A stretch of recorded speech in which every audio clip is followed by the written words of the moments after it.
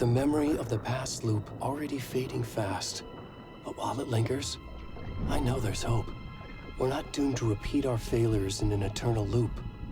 This is a spiral.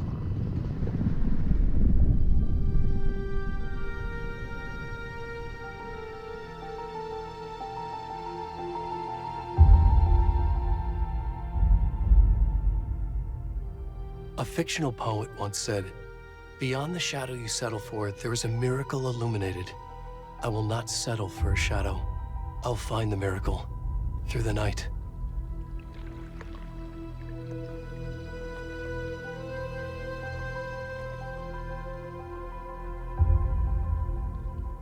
It's not just victims and monsters.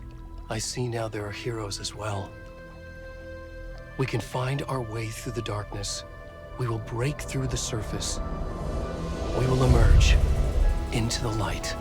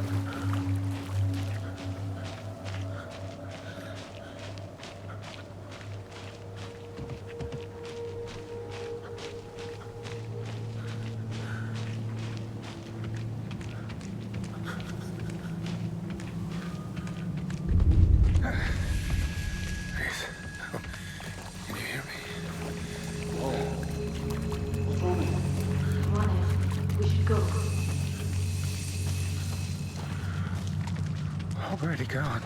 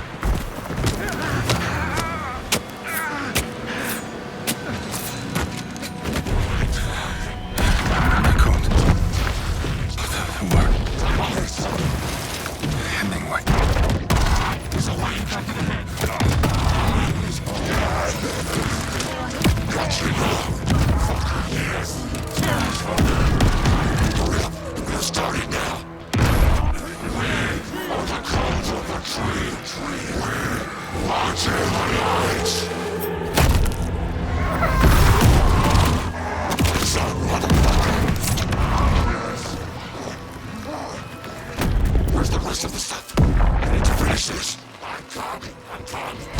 What the fuck? Shit. Ed, stop! Run! Let's go.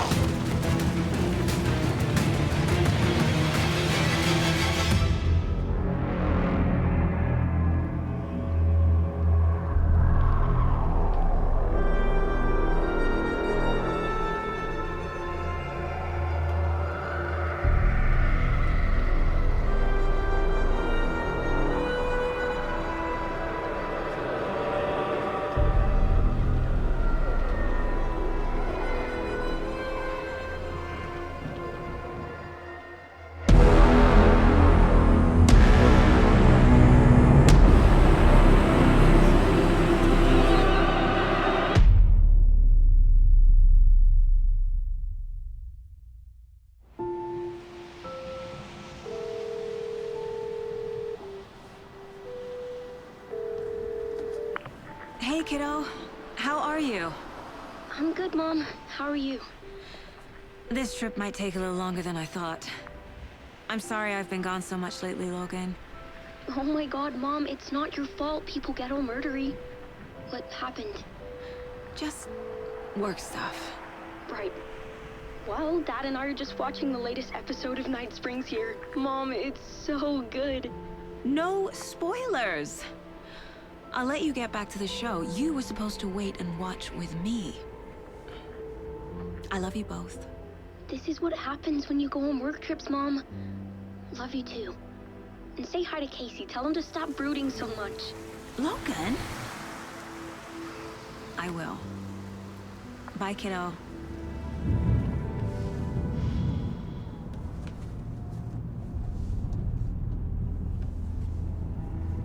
Logan thinks you should try cheering up. Snarky kid. Wonder where she gets that from.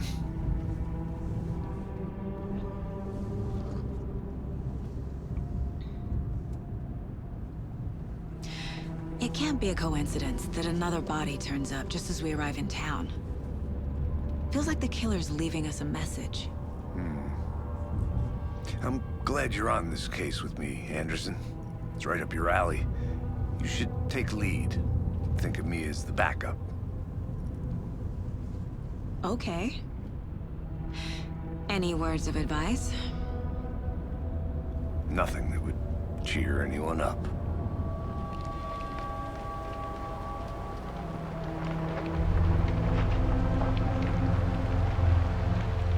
Here we are.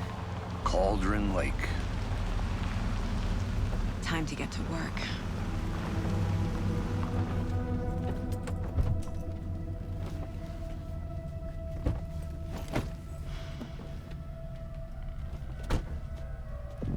A deputy was supposed to be here to show us to the crime scene. There's the car, so where's the deputy? Eaten by a bear? I'll check out that map.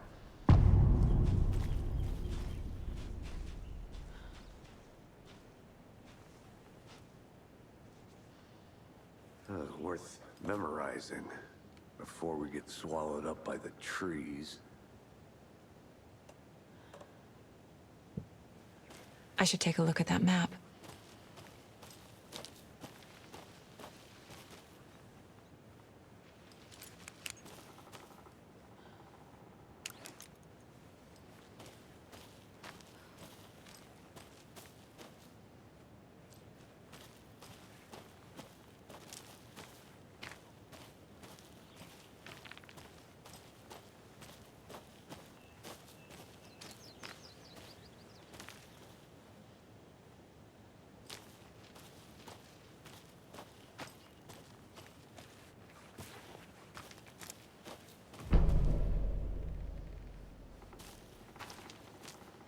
Who wanted to...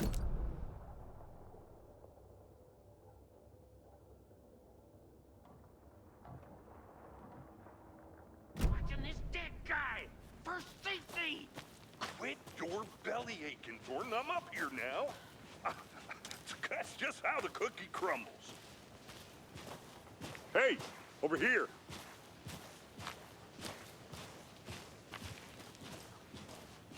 Hey there.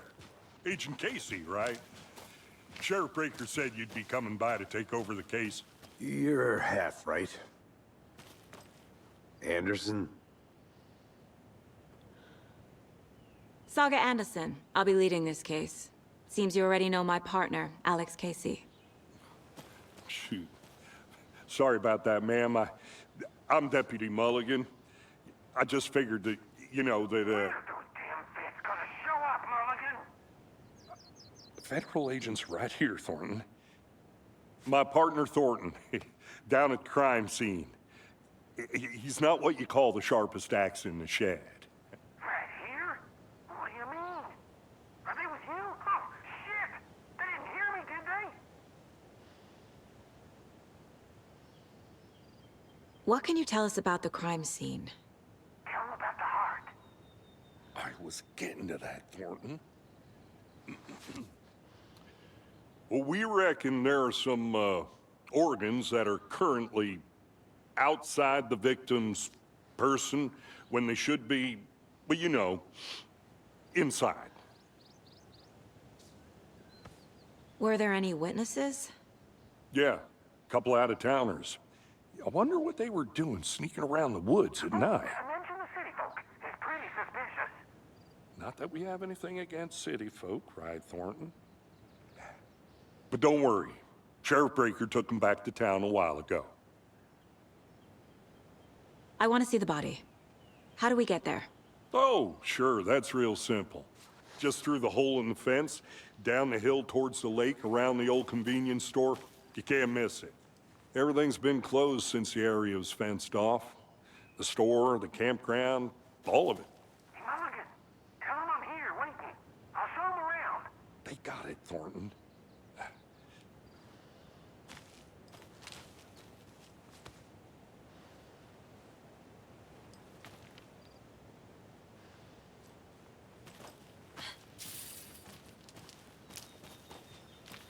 Before we get to the crime scene, there's time to review the facts of the case so far. Make sure I'm seeing the clues clearly.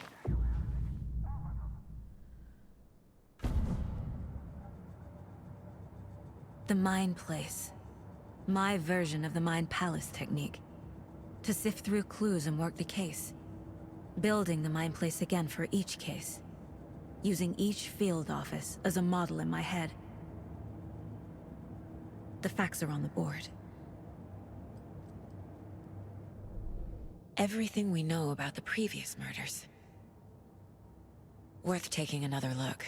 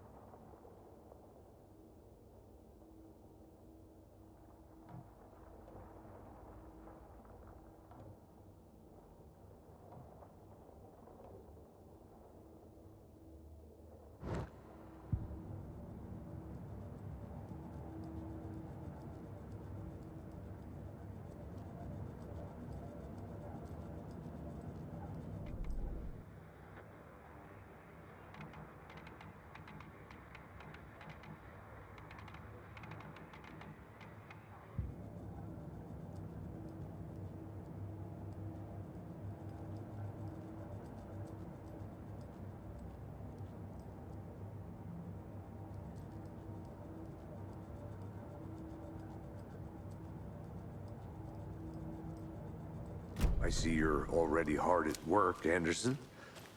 Close to cracking it? We're just getting started. Let's head down the hill to the crime scene. Fucking nature. Gives me a headache. There's too much sky.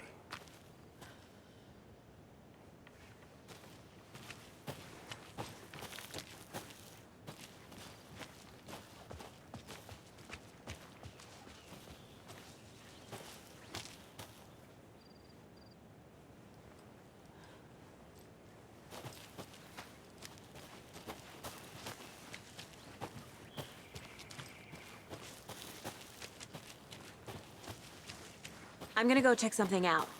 Be right back. Got it.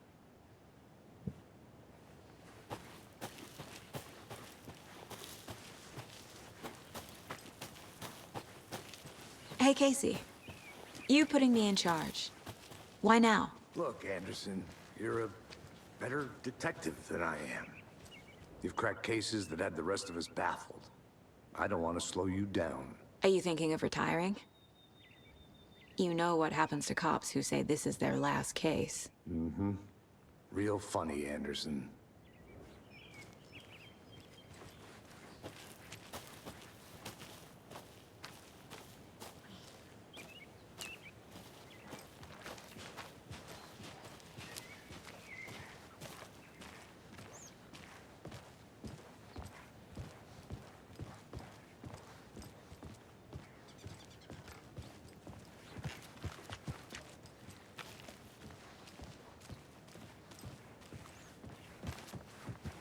Stairs are out. You okay to jump down? I'm not that old.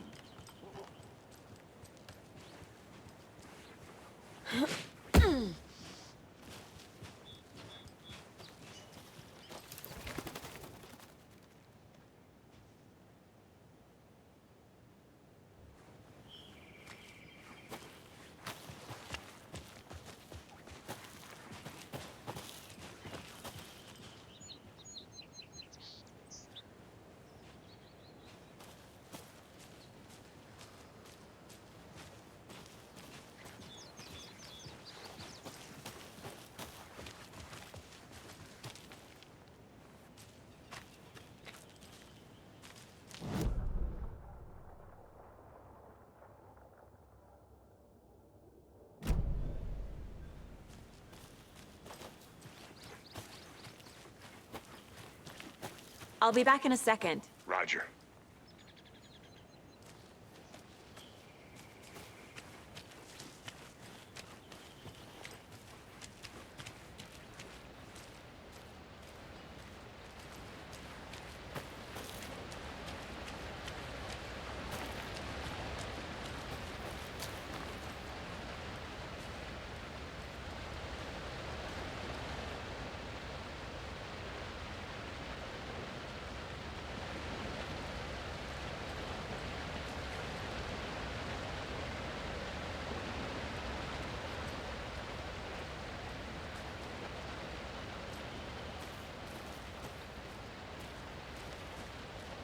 Is that a kid's lunchbox? An Alex Casey movie lunchbox.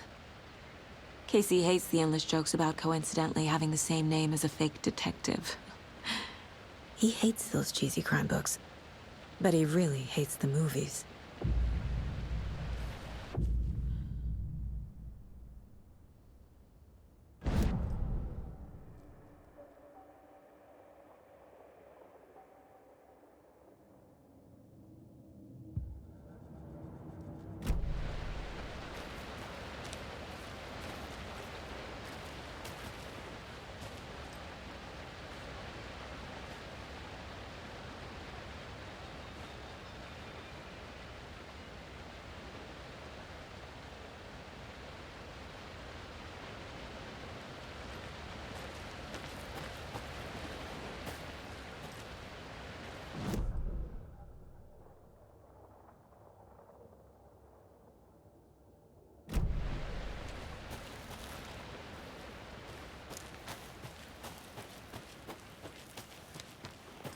Did you get lost, Anderson? Not a bad place to get murdered. If getting back to nature is your thing.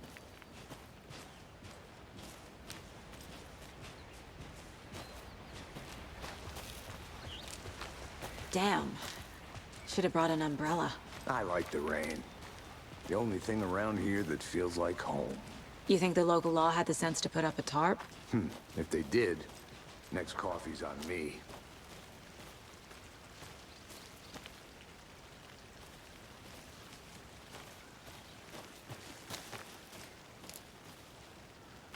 No, you're not getting it. Try explaining it one more time. Yeah, but here, can I make it, Mulligan?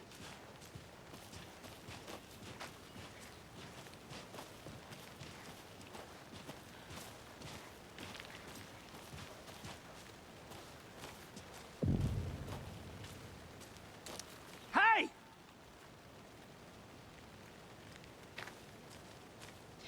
Deputy Thornton, I take it. That's me, at your service, ready to get this case solved. Now the body's behind the store. Come on, I'll show you.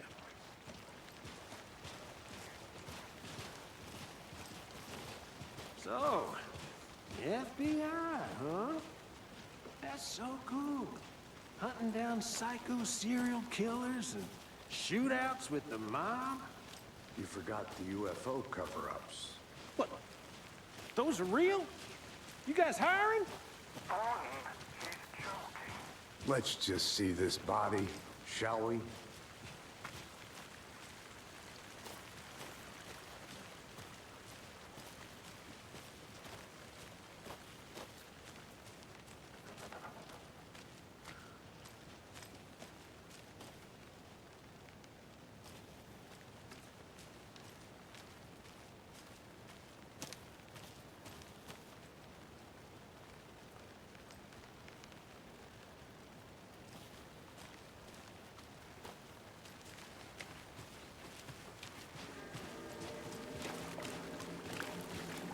Now this is the scene of the crime.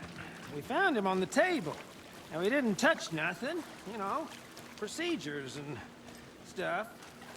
Thanks, Deputy. No tarp. You owe me a coffee. Okay. Let's start by examining our guest of honor. Does this fit the MO of the previous murders?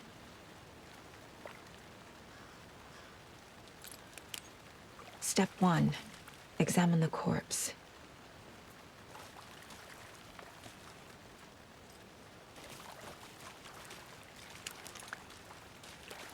Body is positioned on the table. Ritualistic.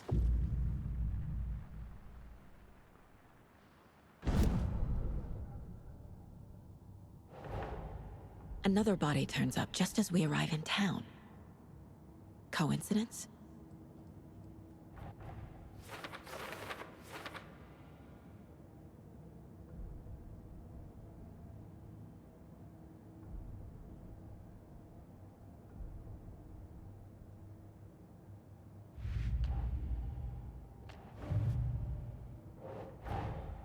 Finding a Casey movie lunchbox out here can't be a coincidence.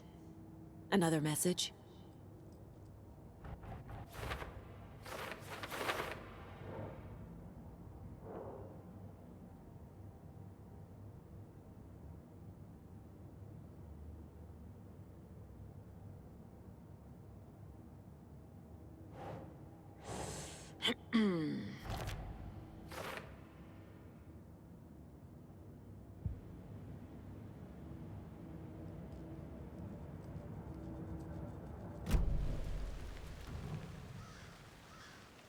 The killer left the heart right next to the body.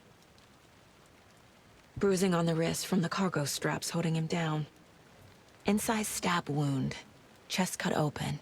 Heart removed.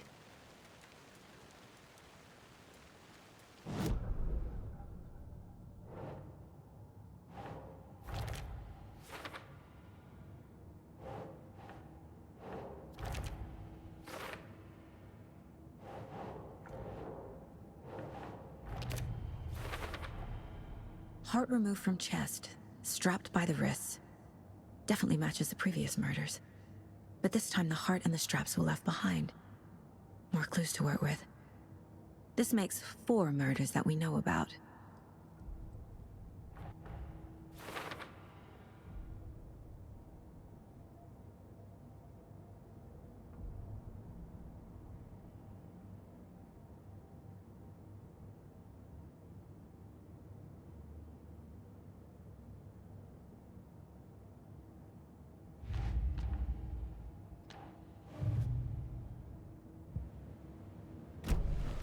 Who is our victim? Who killed him? Need to find more clues. Large amount of blood on the table. The victim died here. Multiple people were here. Multiple killers?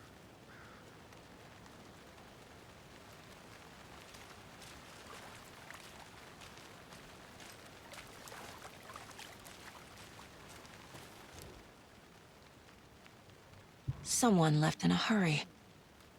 Knocked the tripod over. Was it for a camera? Someone was drinking beer.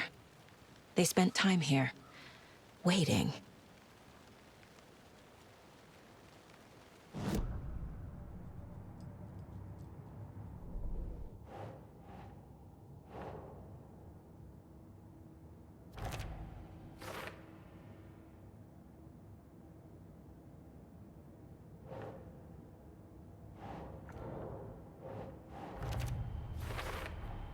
Boot prints, indicating multiple killers.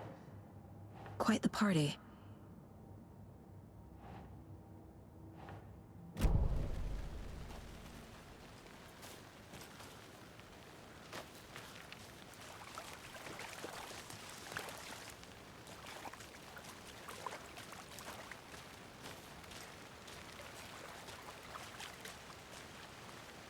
Any idea who the victim is?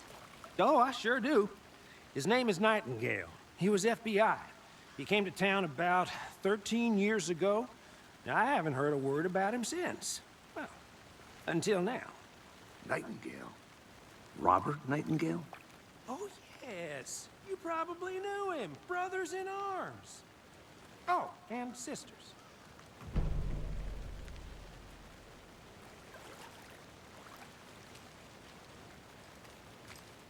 So you knew our victim? Well, I didn't recognize him in his current state. But yeah, I ran into him a few times at Quantico. Never worked any cases together. After his partner got killed in the field, he went off the deep end. Got the boot pretty quick after that.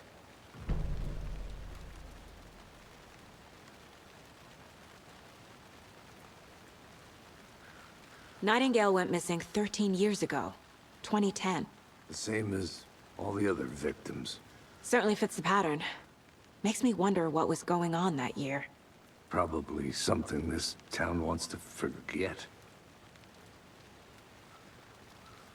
So what happened to Nightingale after the Bureau let him go?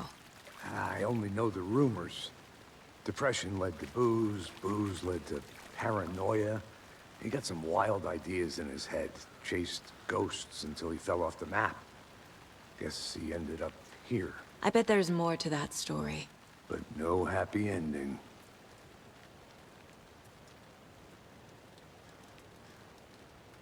I think that's everything. For now, at least. Mm-hmm. Anything clicking yet? Not sure. Need to think about it.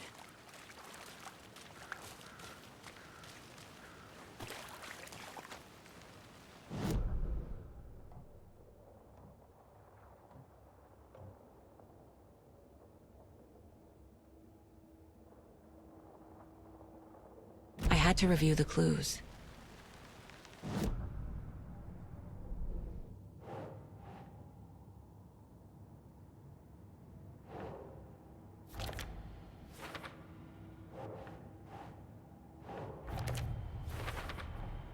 Robert Nightingale, ex-FBI, came to Bright Falls 13 years ago.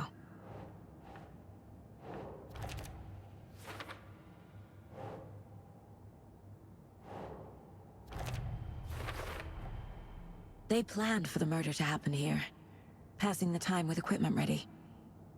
They were waiting for him. But why Nightingale? He's been missing for 13 years. Why here? Why now?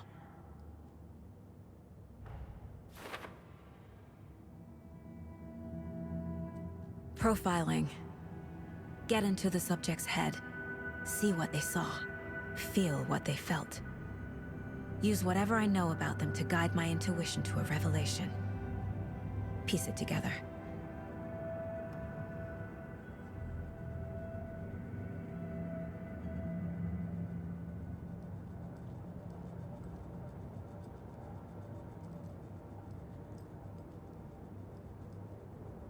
The Mile High Strangler case. Proud of that one.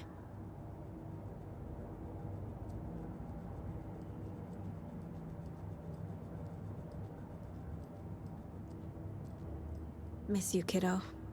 I'll be home soon. If only the rest of the Bureau knew what a softy Casey is.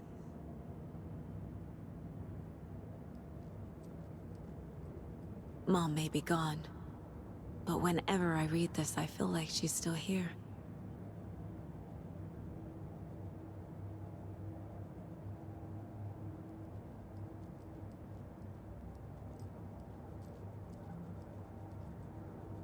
My first ever prank on Casey. A true classic.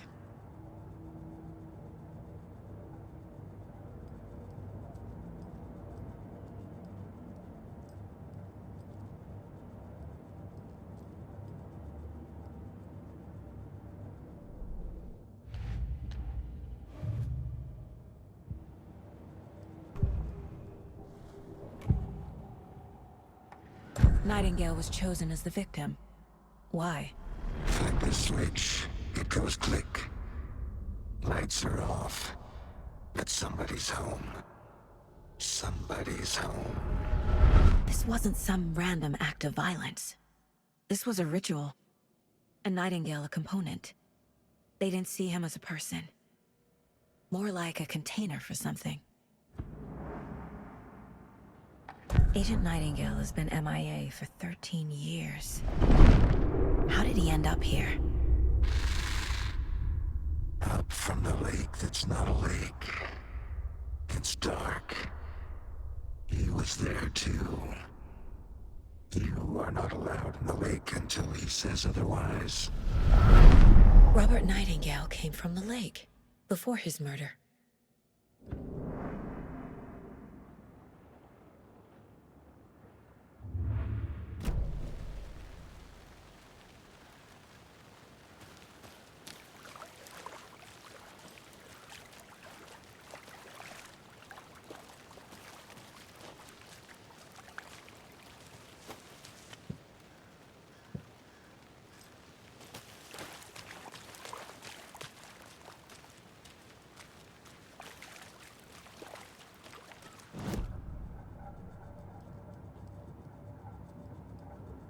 This mug always cheers me up.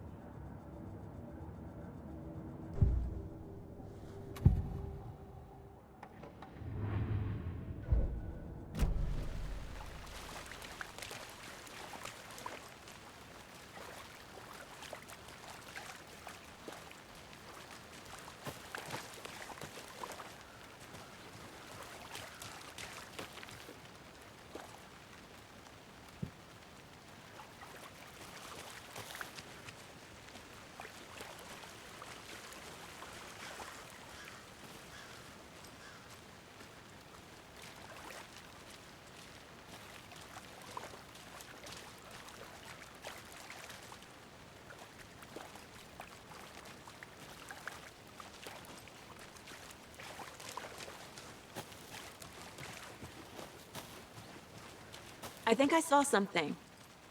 It'll only take a minute. I'll wait here.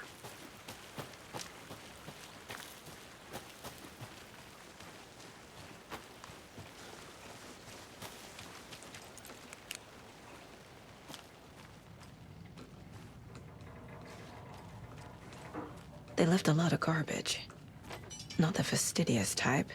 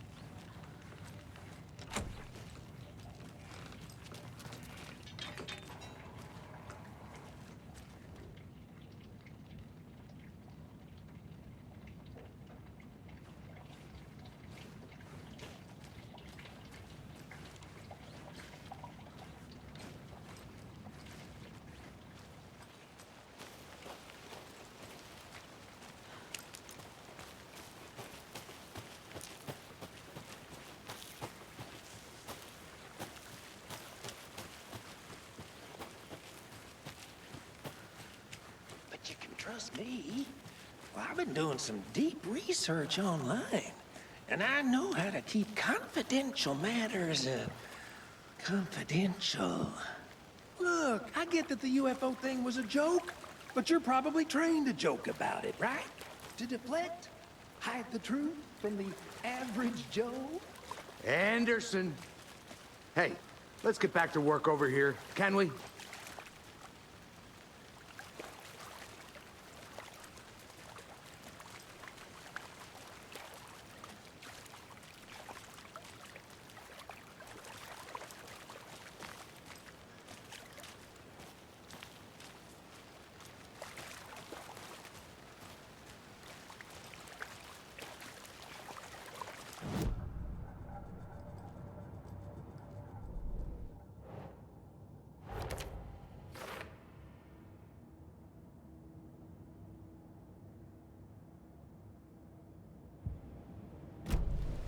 The lake is connected to Nightingale somehow. Casey, let's take a look down by the lake. Lead the way. Sounds good. This way, right? Right. Well, okay. Well, I'll just wait here.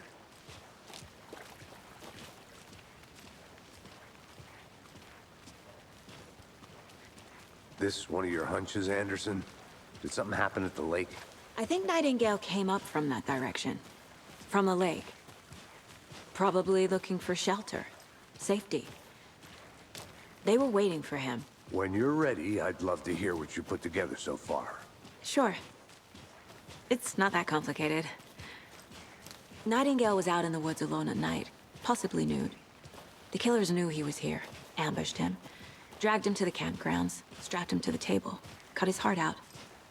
But then they were interrupted by those witnesses, the Bookers. The job is unfinished.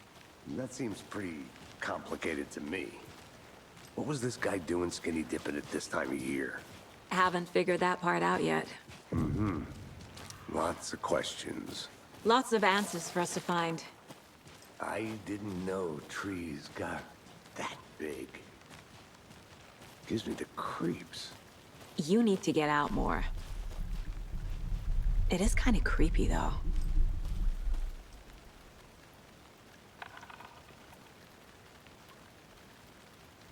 A witch with no heart. A strange echo of owl murder.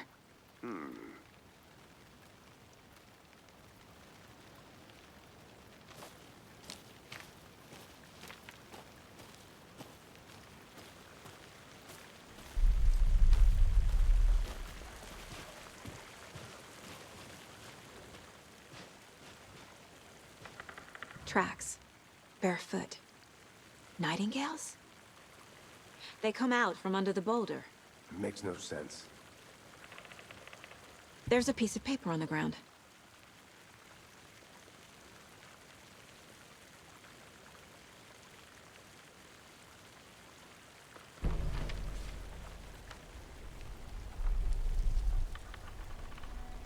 A page full of text on one side. Not a printout. Written with a typewriter. Old school. Lines scratched out and edits added with a pen. Mm-hmm, like a manuscript. Page of a story. The killer left a message. It's for us. The text is about us. The victim was one of their own. FBI Special Agent Robert Nightingale. And then there was the page they found. The first step down into terrifying depths. Reading the words. These words felt like a message. Felt like a message. Someone knew they were here, someone playing a game with them. An invitation. How could they not accept, even if they knew it would end up hurting them?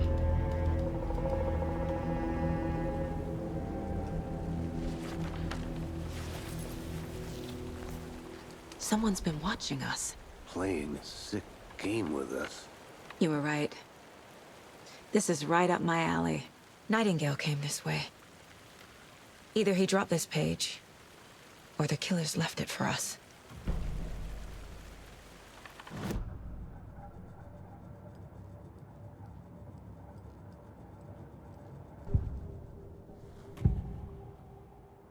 found a page in the woods. A story about these events. What is Nightingale's role in this? I carry his words close to my chest now. Inside, the awful truth. You must dig it out. Something was put inside him.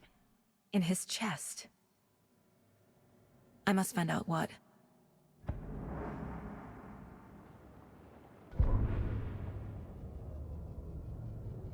The victim was one of their own. FBI Special Agent Robert Nightingale, gone missing here 13 years ago. Now he had suddenly turned up, only to be murdered in a brutal ritual on the very day of their arrival. And then there was the page. This page, the first page that they had found, not the last. The first step down into terrifying depths. Secret truths trembling beyond the threshold. Reading the words, these words, felt like a message. Was a message. Someone knew they were here. What they were doing. Someone playing a game with them. Leading them on. An invitation. How could they not accept? The sheer audacity of this impossible mystery presented to them. Even if they knew it would end up hurting them.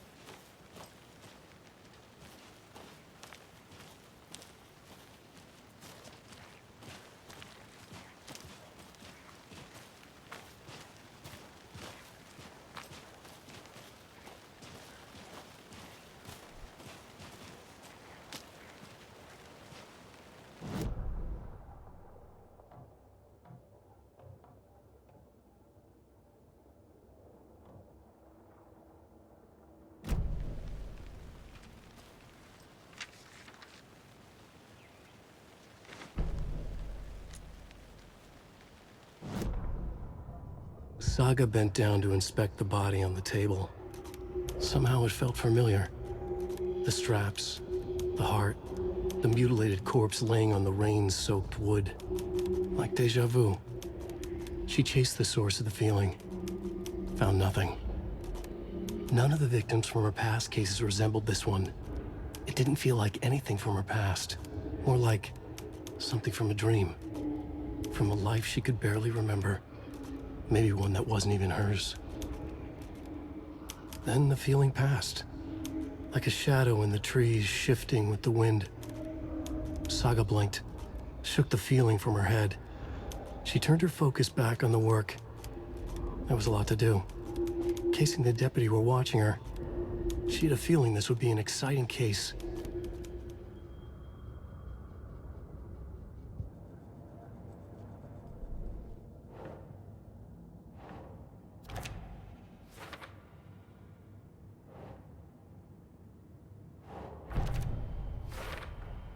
I think he came from the lake.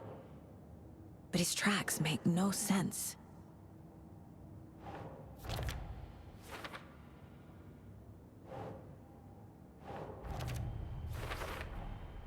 Found all I can here.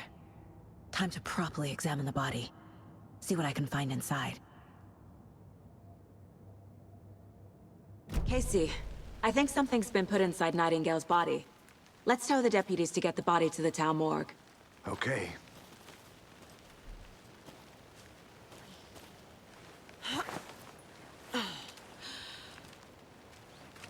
I want to walk around for a minute. You know where to find me.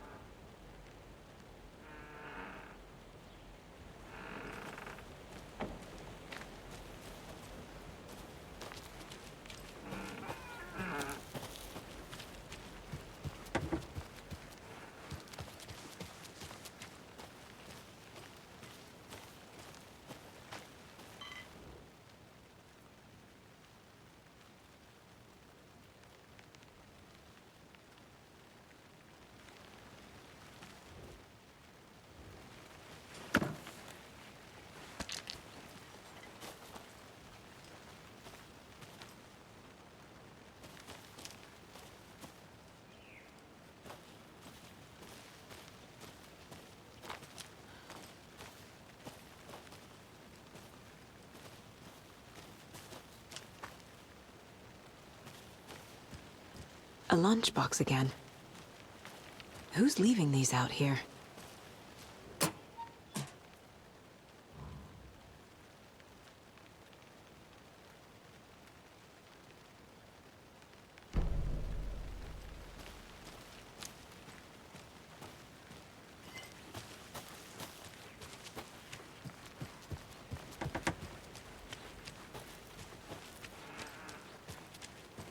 Did you get lost, Anderson?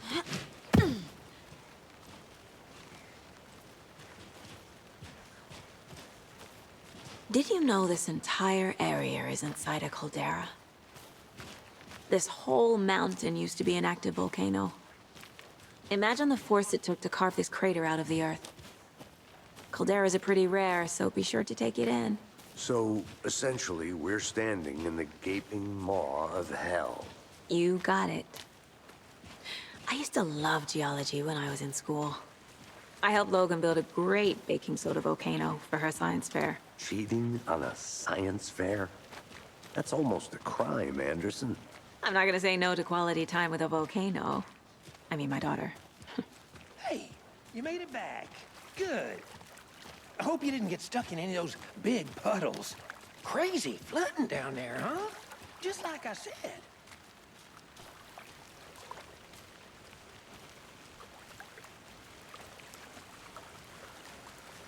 Deputy, I want the body taken back to town for a proper examination, ASAP.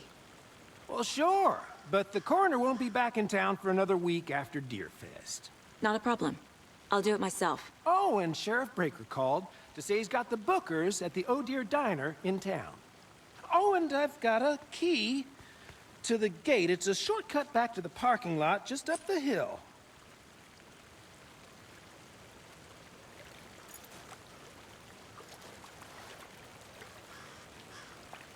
Thanks. Let's get the car, drive to Bright Falls, and talk to these witnesses, the bookers. At the diner, right? I could use a cup of coffee. Let's try that shortcut the deputy mentioned. Sounds good.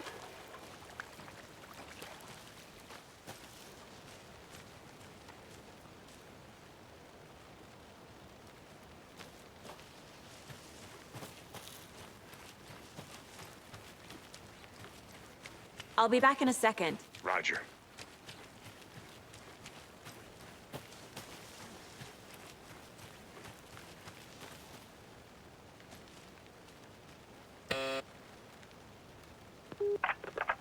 Hello, this is Agent Anderson and Agent Casey, FBI. We'd like to come in and ask a few questions pertaining to an investigation. The station heads are not currently available. Access is restricted without their permission. Nice talking to you, too.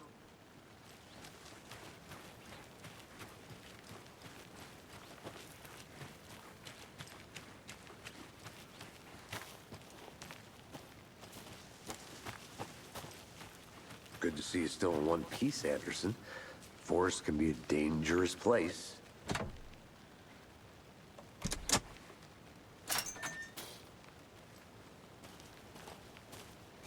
Seems like a nice town so far. Murders aside. Pretty woods. Cute lodge we got set up in. We should go for a hike if we get a chance. Now you're just being mean, Anderson. Deputies aren't exactly up to the task, but hopefully the sheriff will be more helpful. Not a surprise about the deputies. Doubt they see much stuff this gruesome.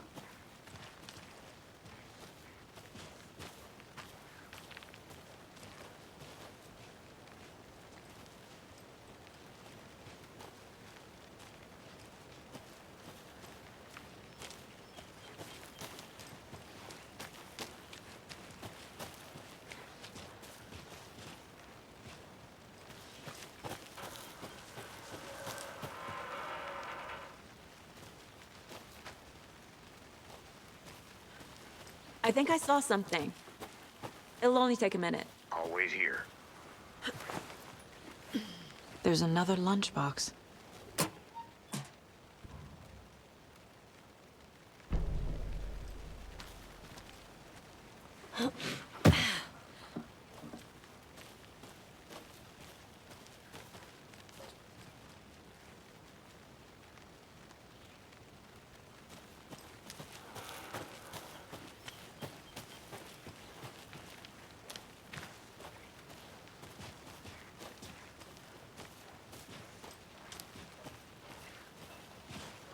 can't fit the clues all together yet. Heart removed, tripod, tracks leading to a dead end. A tripod? For a camera? To record a snuff film? Maybe. And why take out his heart just to throw it away? To stuff in something for us to find.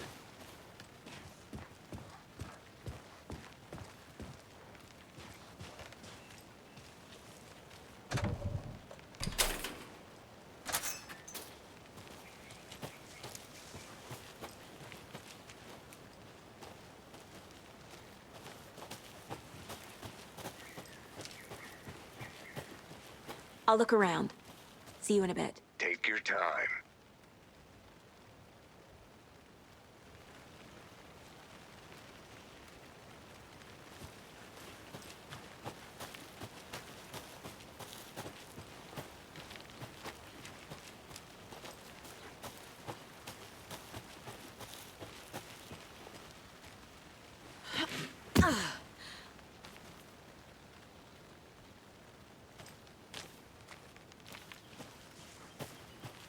Here we are.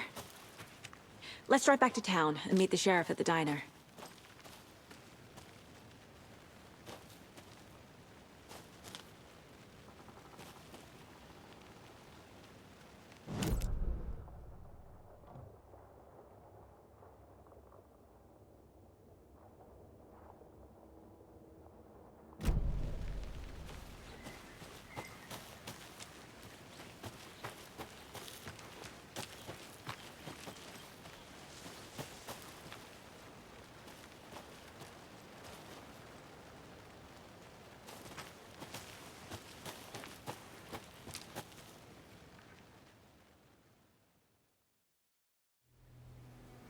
I can't get that manuscript page out of my head. I've never seen killers reach out so directly before. Damn impressive work so far. With your technique, these hunches were moving fast. I wasn't sure about taking a case so far from home, but I'm thrilled to be here for this mystery.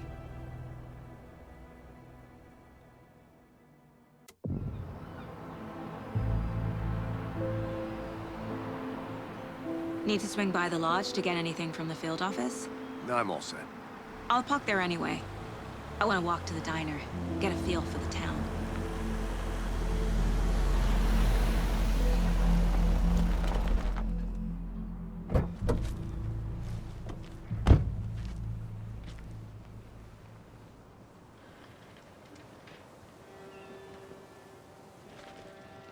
The diner's just up the waterfront.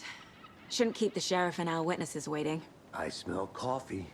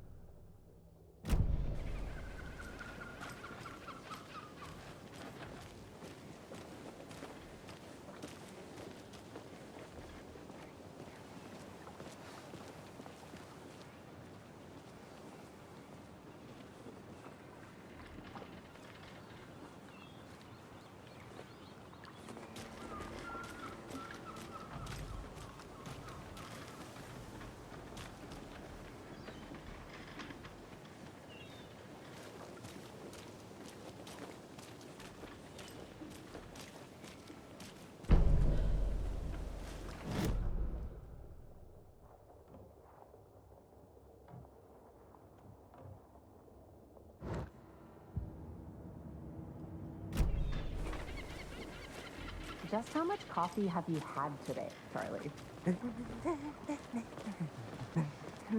Don't know, don't care. How much have you had? Not enough, that's how much. Never enough coffee. Oh, that rich, bittersweet nectar. Get it in Coffee World. Get it where you can. Get it now. Jesus, Charlie.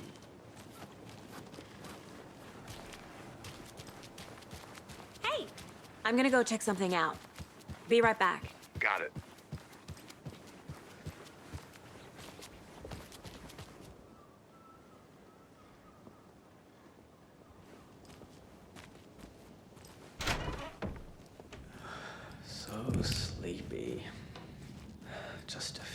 more days.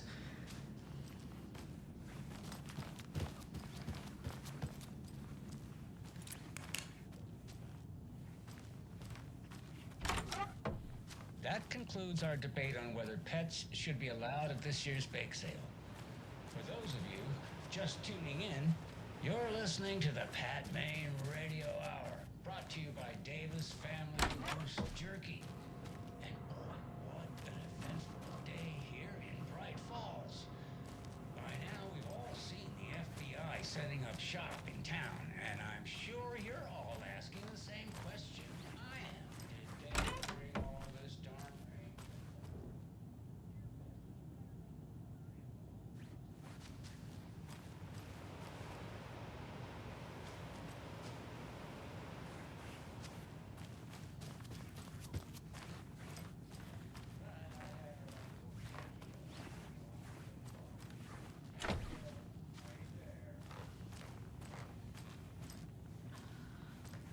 I can't force it open. That definitely seems to be on the menu. How about over the next week?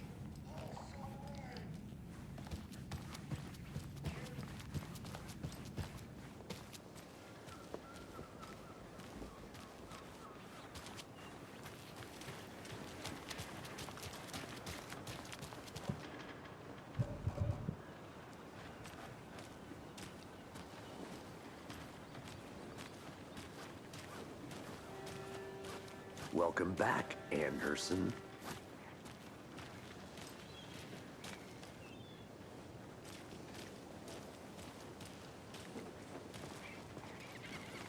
Man, it is stunning these streets, isn't it? Charlene? Oh dear. Cute.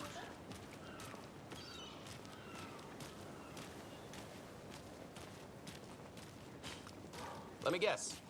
The FBI. Welcome to Bright Falls.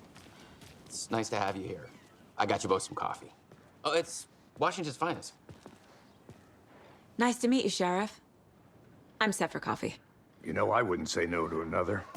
I'm Agent Saga Anderson. This is Agent Alex Casey. Tim Breaker. And let me just say, I'm happy you two are here. Frankly, we could use the help. Your deputies said you had a couple of witnesses here. They made them sound like suspects. Mulligan and Thornton are still on about that?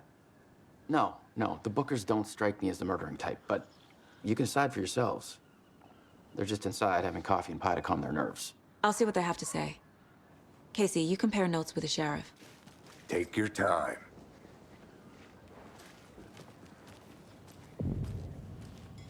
I can't believe that happened. I still feel like I'm gonna be sick. Come on, Ed. Have some pie. It'll take your mind off things. We've looked through the case files you sent over, Sheriff. Have you had many people besides the known victims go missing? Sure. But it slowed down ever since Culver Lake was fast off. Yes. Missing person cases spiked around 2010. The fence was built just after. Yeah, that's exactly right. Hey there, Mr. Deer. You remind me of a dream I had.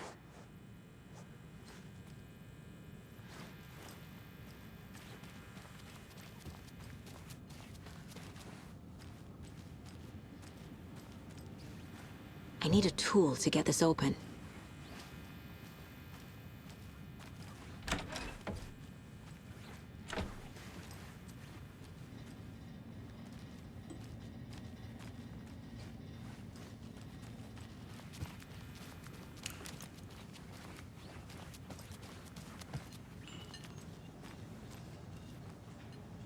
Excuse me. I'm Agent Saga Anderson. Are you the Bookers? That's us. I'm Tammy, and he's Ed. Hello, officer. Just Saga is fine, Ed. So, are we being charged with anything? Because if not, we'd love to get back to our hotel and decompress after what we saw. Take a bath, scream into pillows, that kind of thing. We're not charging you. I just have a few questions. Nothing to stress about, okay?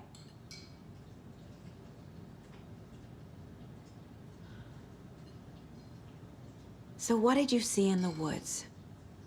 This naked dude came out of the lake, and he was acting crazy, shouting weird shit at us. He must have been on something.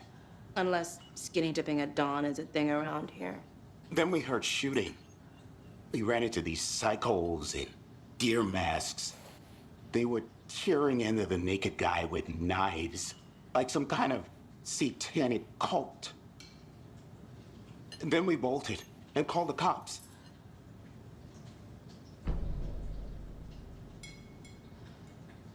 What were you doing at Cauldron Lake last night? I'm a writer. True crime. We're here from New York, doing some research on a famous novelist, Alan Wake, who went missing here. I was down at the lake, getting some details. Perfectly legal. What makes you say it was a cult? The masks and knives aren't enough. They were shouting, "Cult of the tree. The cult of the tree. Cult of the tree." Oh, and then we found it. The whole thing was terrifying. That's all.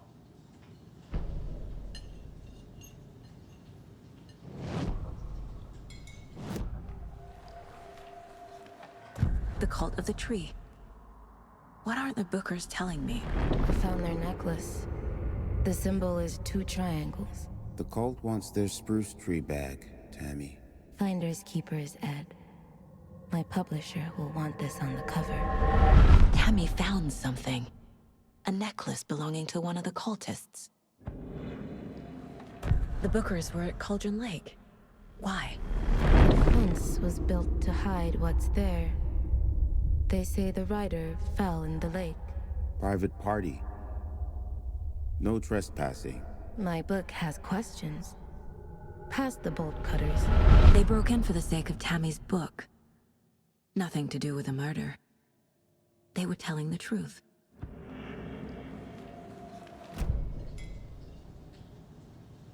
So you found something there, right? A necklace these cultists may have dropped. Okay. Wow. How did you put that together? It's evidence. You need to hand it over. Told you not to keep that thing to me.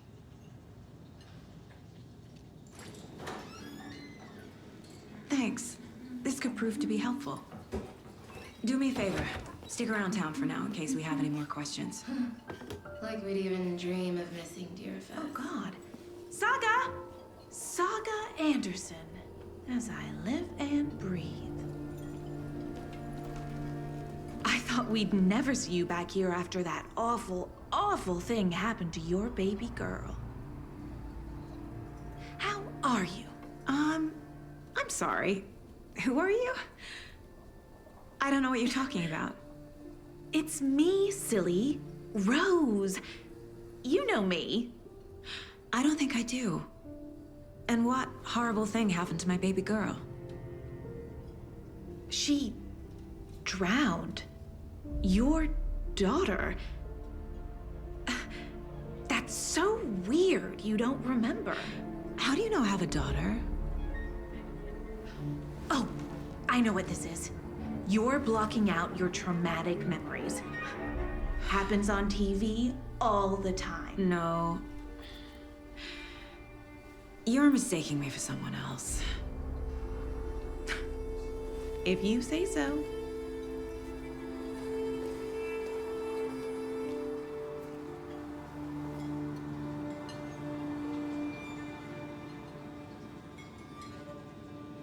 Hi.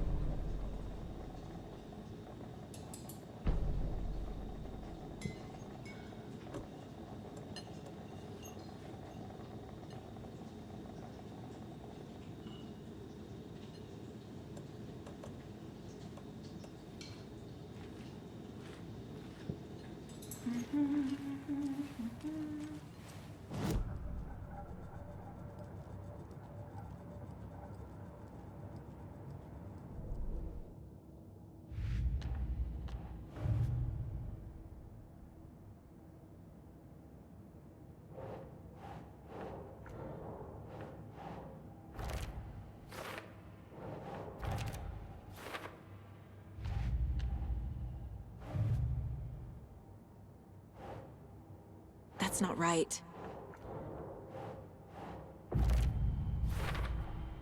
We're dealing with an organized group of killers, not a lone serial killer. The cult of the tree is behind these murders. This case just became much more complicated. I'll need to start a new file. But it's my first cult case. Exciting.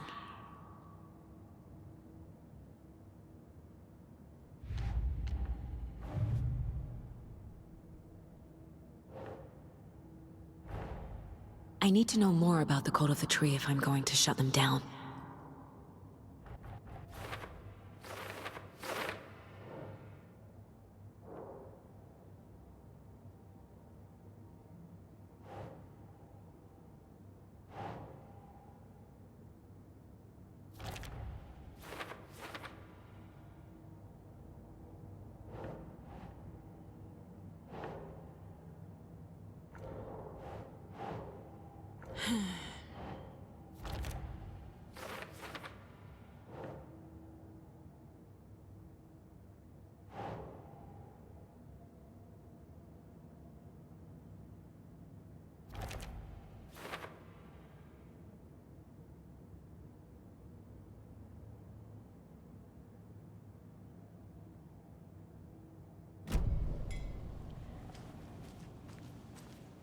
All set? My guys have Nightingale at the morgue if you're ready to go take a look. Let's go. Well, Casey, I got a lead. Looks like we're dealing with a cult. The cult of the tree. A murder cult. Fuck. Have you heard of this cult of the tree, Sheriff? Only the urban legend. If you're in the woods at night, the cult will get you. That sort of thing. We're not gonna find out you're the Grand Wizard or something, are we? I played some D&D back in the day. Wizard was always my favorite class. Morning, Sheriff. Looks like you have some guests. Ah, morning, Ted. Yeah, real important guests. Deerfest. Always draws a crowd, right? Too true. More the merrier. Have a good one, Sheriff. Who else to keep this city clean and... This is the same symbol as that cult necklace. FBI. What do you think that's about, Marge? I bet they're looking into that nursing home up the hill. Mismanagement or some such. My money's on the...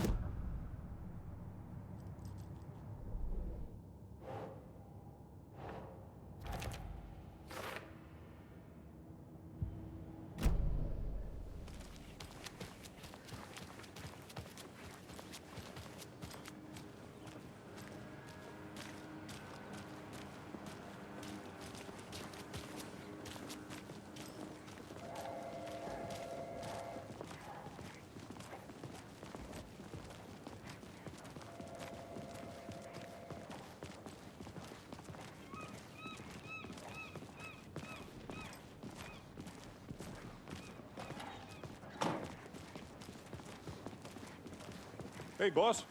Corpse is downstairs ready to go. Yep, in the morgue, all prepped. I'd like to take a closer look as soon as possible. Lead the way, Sheriff. Oh, this is the Bright Falls Sheriff Station. Anything you need, just let us know. We appreciate the support, Sheriff. See you around.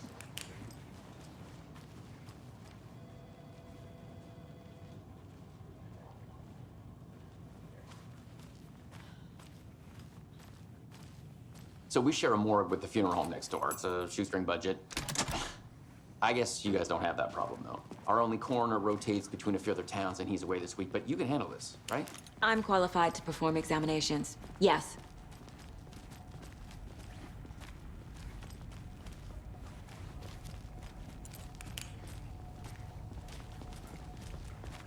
Something about morgues. They always cheer me up. I can't say I feel the same. He's joking.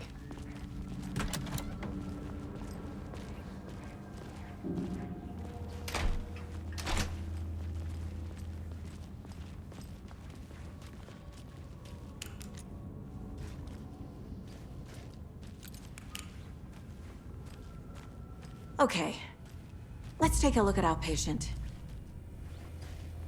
I'll start with the external inspection, before performing the internal examination.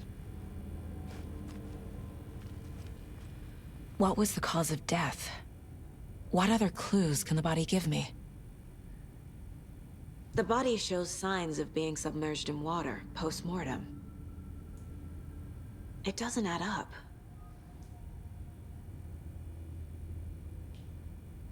This looks like text.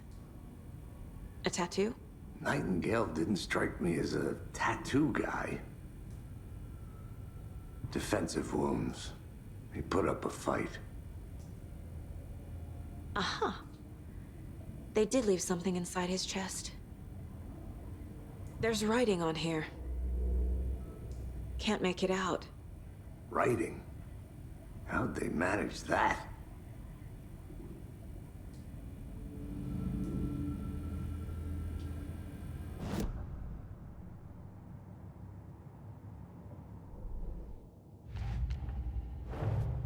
Time to see what Nightingale's body can tell us.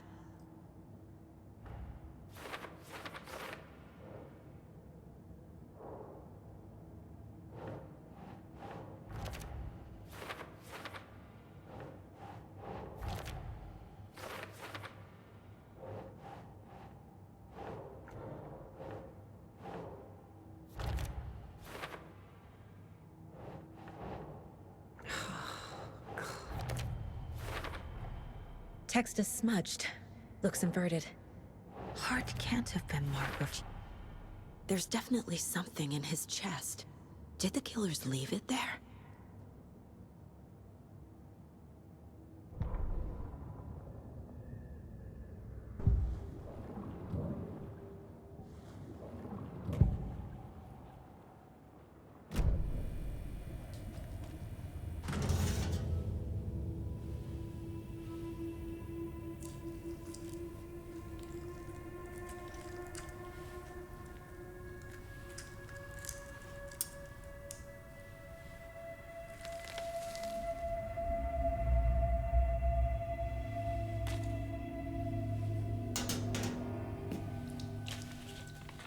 Same type of page we found at Cauldron Lake. Nightingale hunted Saga. Didn't see her. The Taken could not see into bright light. Light hurt them, made them vulnerable. Nightingale had no heart, but here he was, killing. Someone's created a fucked up fantasy about us. Hey, hold on. We found these kinds of pages. I didn't think they were relevant to this case. I have them right here.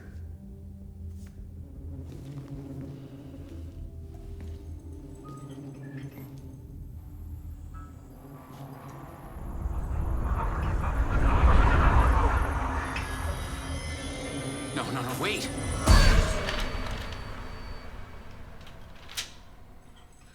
Sheriff? What the hell? Show me the clicker.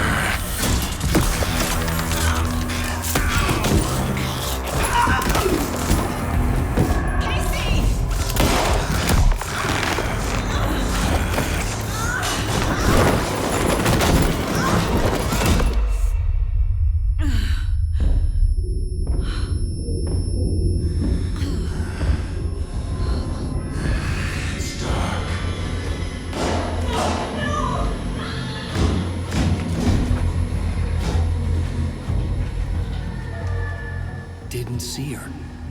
Could not see into bright light.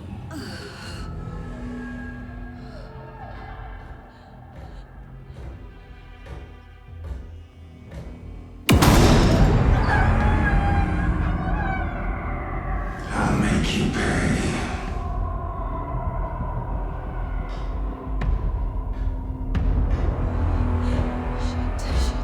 He's coming. No weapon. The page set to get into the light.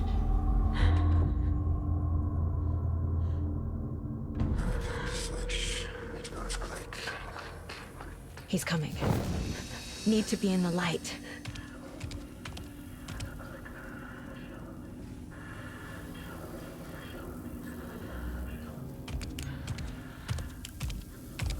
he can't see me in the light. My gun's out in the hall. Gotta get it back.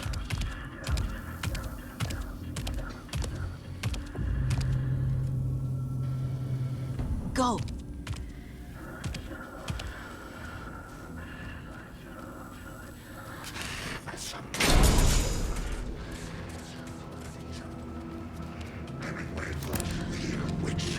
Get out of my house. From darkness.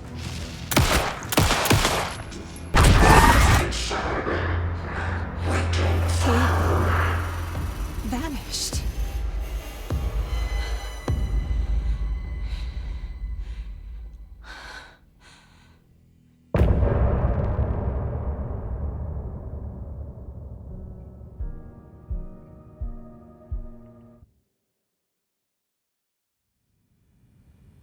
He didn't have a heart, but he still got up. The page predicted all of it. It helped me fight him. He just disappeared?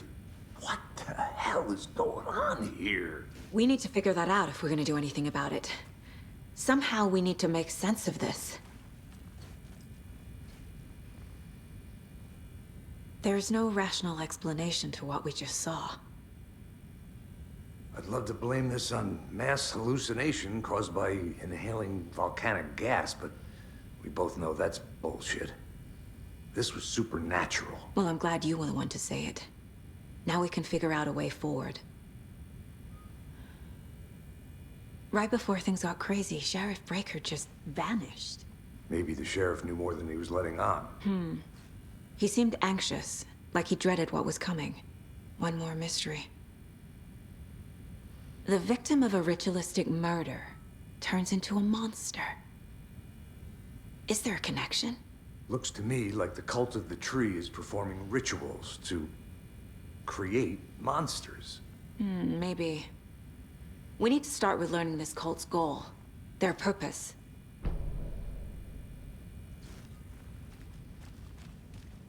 There's one of the pages on the floor. Saga was back at Cauldron Lake. Saga had to pursue Nightingale into the overlap. Finding a way in would be difficult. A ritual. Saga would learn how. Stop the monster.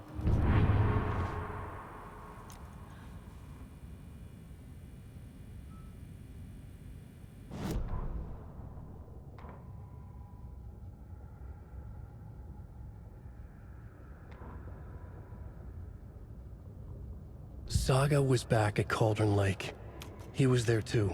Nightingale was, but wasn't a Taken, a creature of darkness. He was beyond her reach, where some other strange reality, the dark place, merged with ours.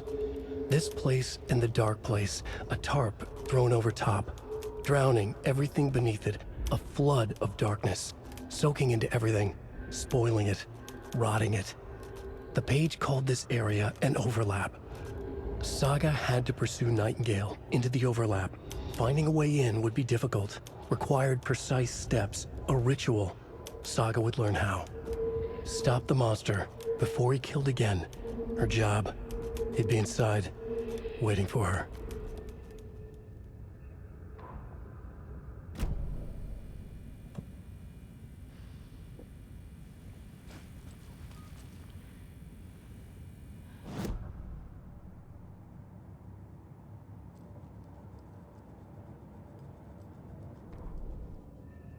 The autopsy room was a mess, like a bomb had gone off.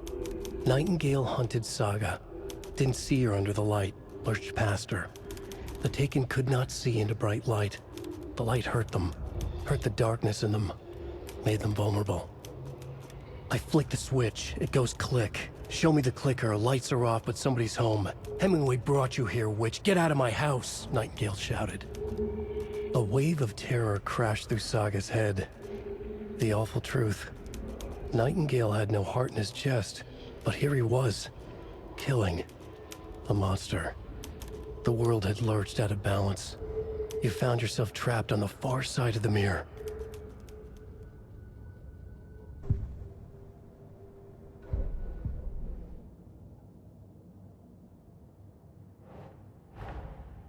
dead man turned into a monster. Light as a way to fight him. Pages predicting the future. There's no rational explanation. This is the case we must solve.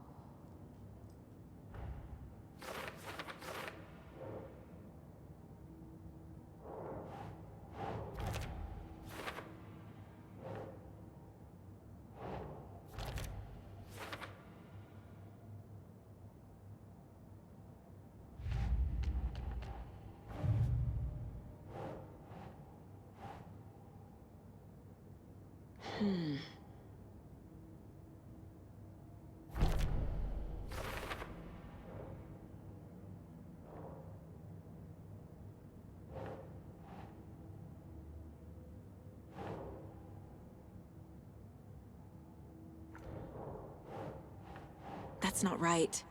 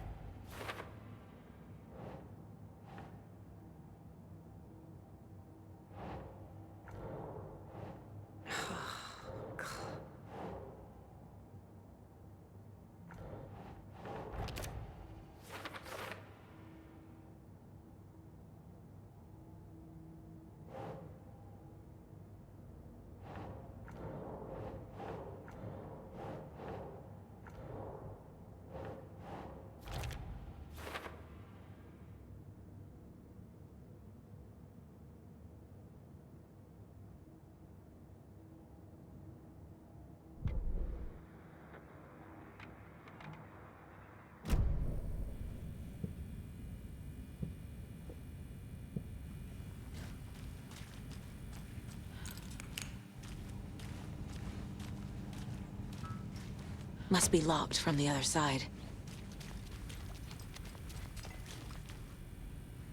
The page places Nightingale back at Cauldron Lake. Calls him a Taken. We need to head over there, stop him, before anyone else gets hurt.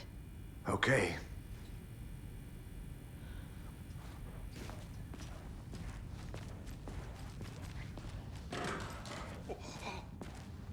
We heard gunshots. Y'all okay? Did you get spooked by the bodies? Sheriff Breaker disappeared. Nightingale turned into some sort of a monster, and there are offices down. You two handle things here. We need to get back to Cauldron Lake immediately. Fuck me. That's terrible. We'll do what we can, man. That's crazy, right, Thornton? Nightingale's heart was missing. How could he do anything? He's dead. Yeah, right. Well, that's all crazy talk. Monsters aren't real, and what do you mean the sheriff disappeared? Like poof? He's gone like magic? Magic's not real. Magic's not real. Right, Mulligan? No, Thornton. Monsters aren't real, and magic's definitely not real. I knew that.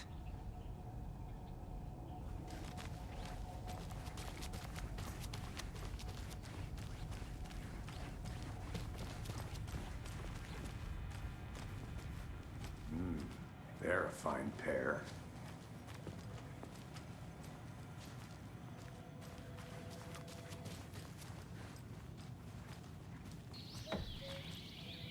Oh dear, I am a tourist, and it appears that I'm lost in the woods.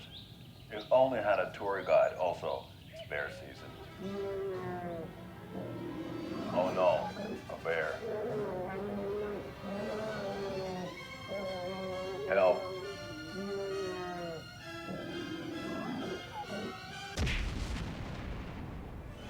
Did somebody call for a tour guide? Oh wow, Koskela Brothers Adventure Tours. Unforgettable tour experiences at affordable prices. That's right, I'm Ilmo Koskela, voted best coffee roaster / tour guide by Coffee World magazine, and I'm here to give you the tour of a lifetime. But Ilmo, I've heard the government has seized and restricted access to many local nature attractions. That is true, Janko. Many local attractions have recently become fenced off by the government, and that's why At Koskela Brothers Adventure Tours, we say, fuck the government. We have bolt cutters. Oh, wow. You think of everything. And we'll take you anywhere. Hiking through the scenic Elderwood National Park. Fishing in the crystal clear waters of Bright Falls Dam. Bird watching at majestic Mirror Peak. The tour of a lifetime is just one phone call away. Book now to get a 9% discount on this limited edition Oh Dear Diner coffee thermos.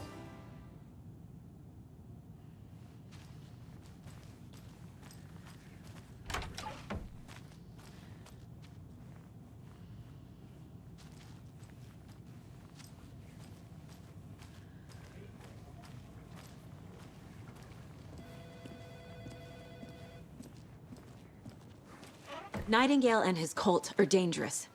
We need to be prepared in case things escalate more than they already have. Can you call it in, Casey? A smart choice, Anderson. Yeah, Agent Casey here. Yeah. We need backup. The Bright Falls case? Whoever you can spare. ASAP. Think we'll actually find Nightingale at the lake? The pages haven't been wrong yet. We can't assume the person writing these pages isn't playing us. I agree. But it's our best lead.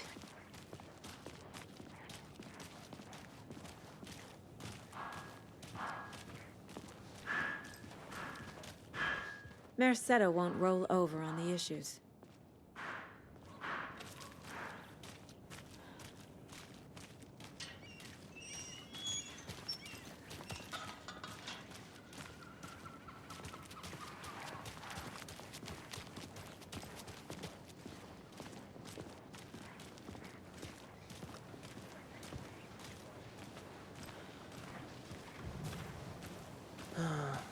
Rinse and repeat. Clock out, get a beer. Or maybe 3.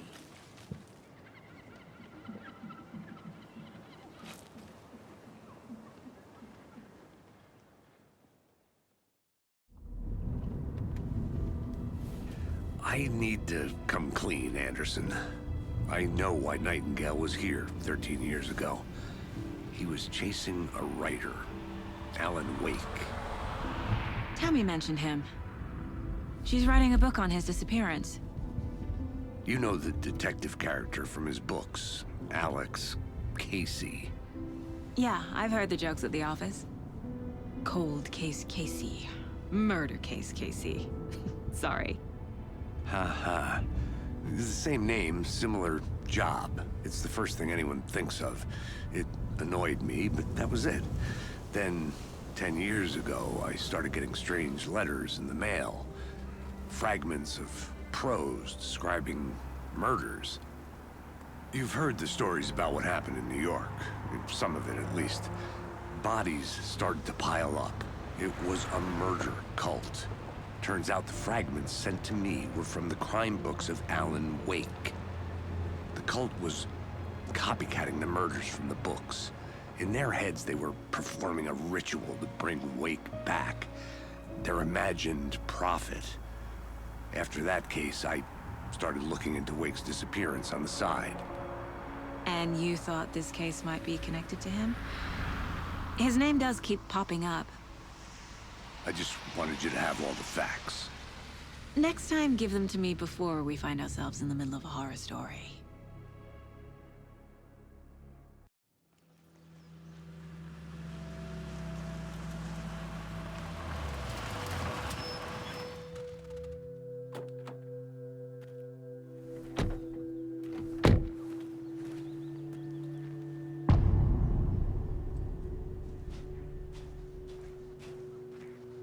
The page says Nightingale's in something called an overlap.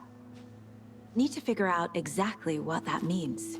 I'm happy I'm not in charge of this mess. Thanks. Let's start looking for Nightingale where he was killed. The writer of these pages knows what will happen. Because they're behind this, or because they can see what's coming. Impossible things are happening here. A world operating on different rules. I need to understand this strange logic. To see the clues. To solve the case.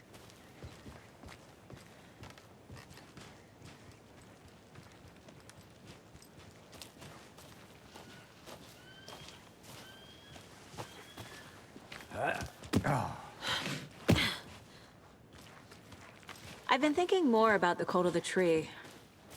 What sort of cult refers to themselves as a cult? In my experience, they don't. We're not seeing the full picture yet.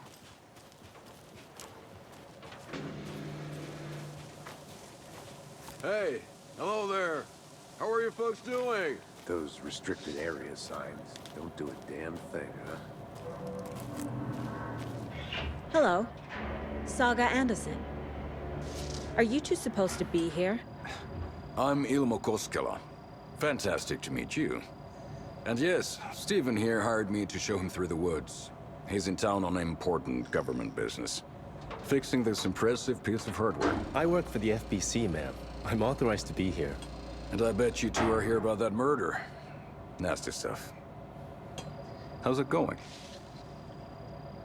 How did you hear about the murder, Ilmo? Do you know anything that could help us? People tend to tell me things.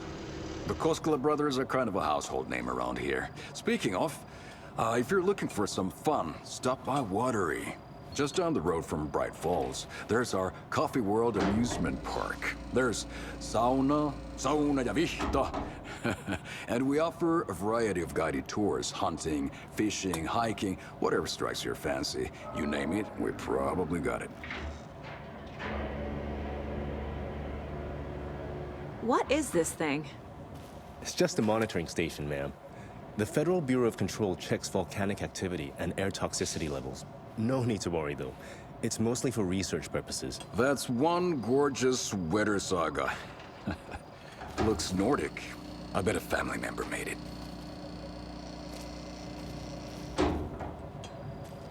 My mother made this sweater for me. How do you know? I knew it. My mom used to knit those sweaters for me and my brother. Watery, my hometown, was founded by Finnish immigrants. So between your name and the sweater, I figured your family might be from Finland too. Suomi, Finland. Ulla, Karjalan piirakka. Close. My mom's family is from Sweden originally. I don't know much about them beyond that. The sweater is just something to remember her by. Stephen, we're investigating a murder that occurred nearby. What can you tell me about your bureau? Nothing that isn't classified, I'm afraid. But I don't know anything about a murder. Operations here are run by a different department. I'm just here to make some repairs. The wiring on this thing frays every couple months. Yep, that's the raccoons. They grow real big here with teeth like you wouldn't believe. Can't gnaw right through a garbage can. That's all I've got for the moment.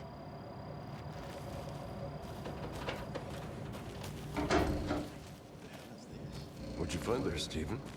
Nothing.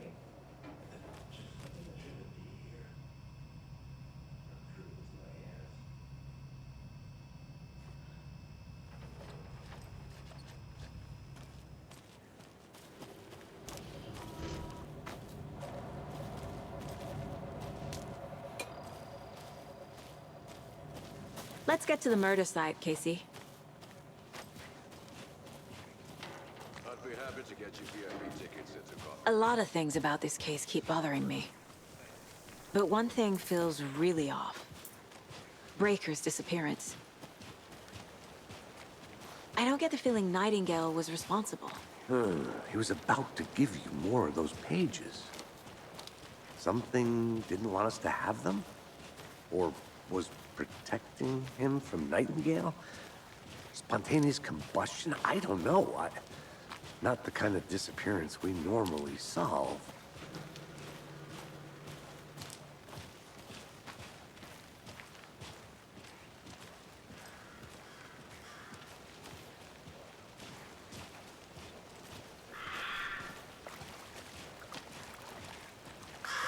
Our crime scene's drowning.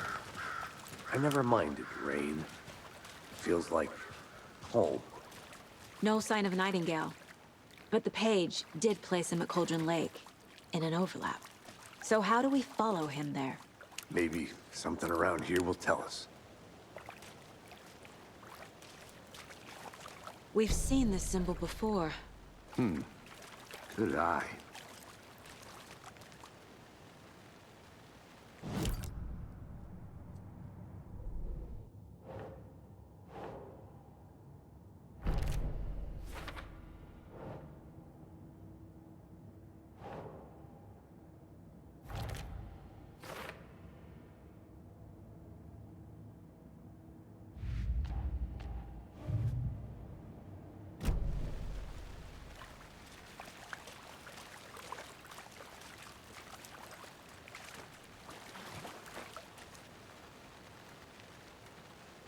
Monsters? Overlaps? Rituals? What do you make of all of this? The killers are usually the ones performing the ritual, not the detective. Acting out their sick fantasy. They may be trying to get you involved, forcing you into their twisted world. But with dead men coming alive, the word ritual starts to have more weight behind it. We need to look around. Learn what this ritual is. After we find Nightingale, what then? I've never arrested a monster. I've watched you arrest plenty of monsters, Anderson. You know what I mean. Monsters. Light worked against him at the morgue. That might be the only way to stop him from hurting anyone else.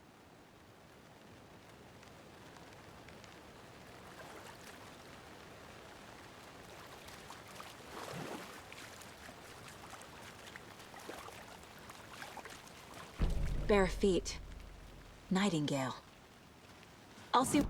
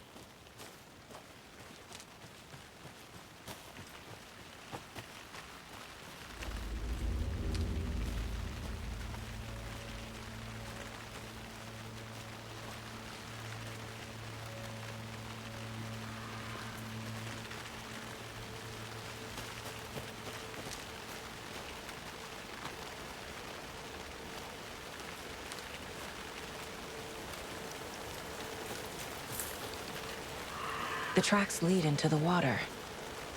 Where'd he go from here? I can feel something. A presence. Nightingale isn't far. I know Nightingale is somewhere around Cauldron Lake. The tree was a threshold. This place and the dark place.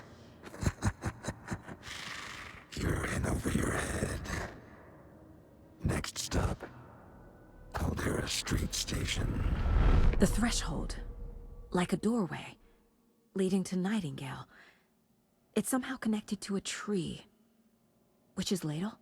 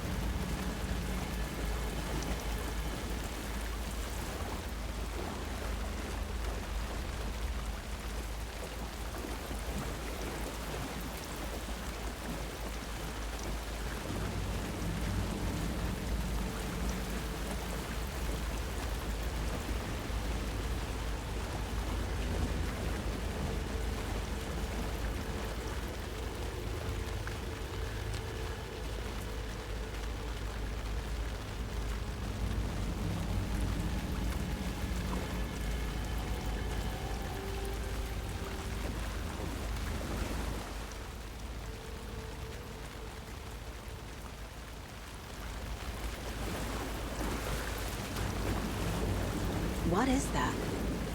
Seems like it's reacting to the light. These aren't the same tracks that were here before. They're headed into the tree, not out of it.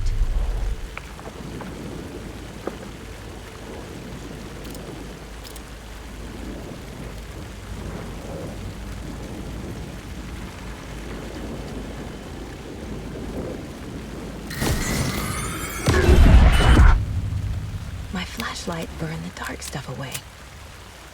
It was covering another page. The fuse was in place. Saga stepped into the witch's hut. Inside, a bright light. There were objects that stood out to Saga, as if the light had manifested them. The witch's hut. Okay. I trust the pages to lead me to the overlap.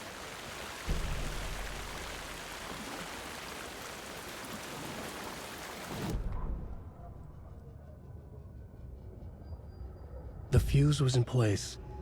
She found it among the junk in the forest. Saga stepped inside the witch's hut. Something rushed through her. A presence. Familiar. She couldn't quite place it. Something long forgotten. She tried to hold on to it, but it was already gone. Inside, a bright light. Saga felt safe. Like nothing could hurt her here. There were objects that stood out to Saga as if the light had manifested them. Pulled them from the darkness. A shift in reality, heavy with hidden meanings. A coffee thermos, a shoebox, a mop and a bucket, a poster on the wall, and in the cabinet, another manuscript page.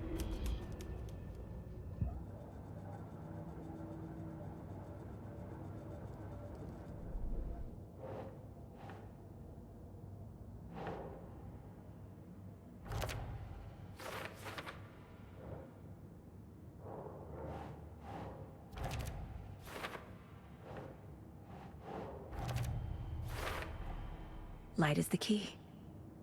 To stay safe. But for something more to be revealed as well.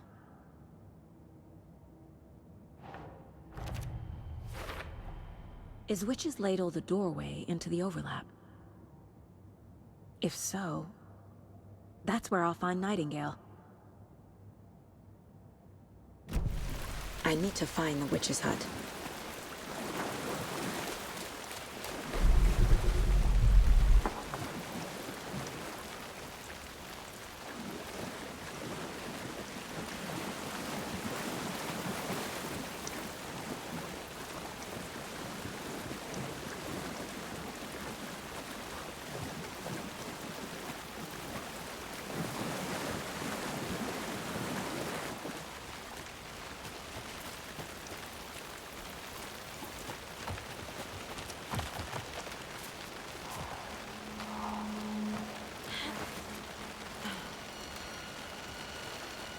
This is the witch's hut.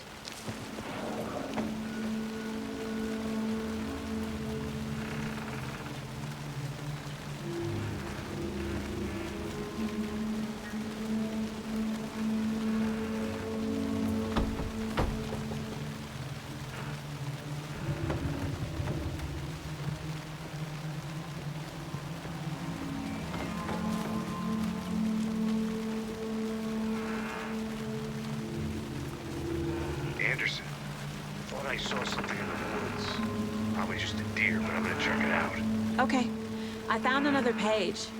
Following up on a lead. Keep checking in. Roger.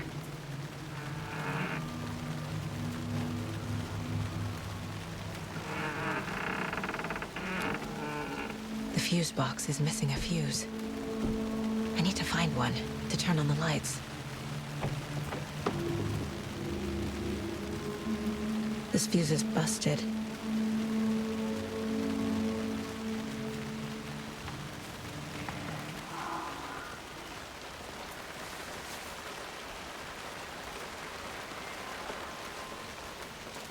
This one looks good.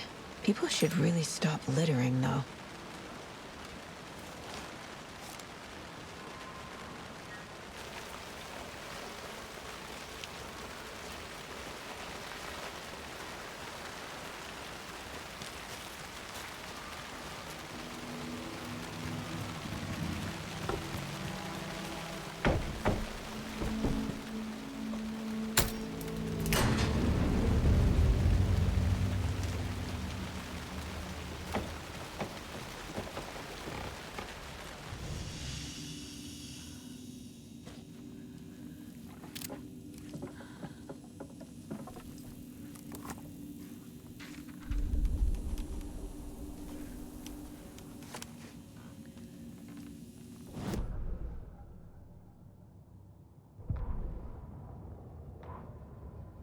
The writer of the first word, not the writer of the last.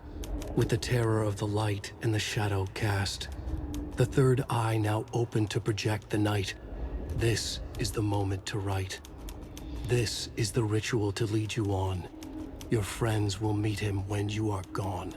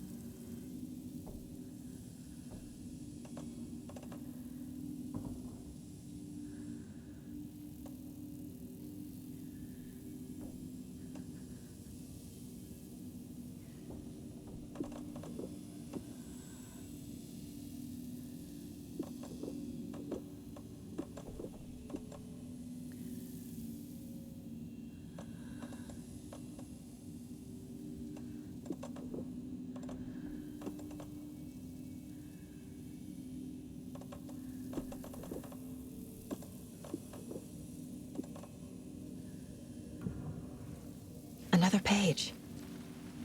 Making progress. The image of the witch in the sign.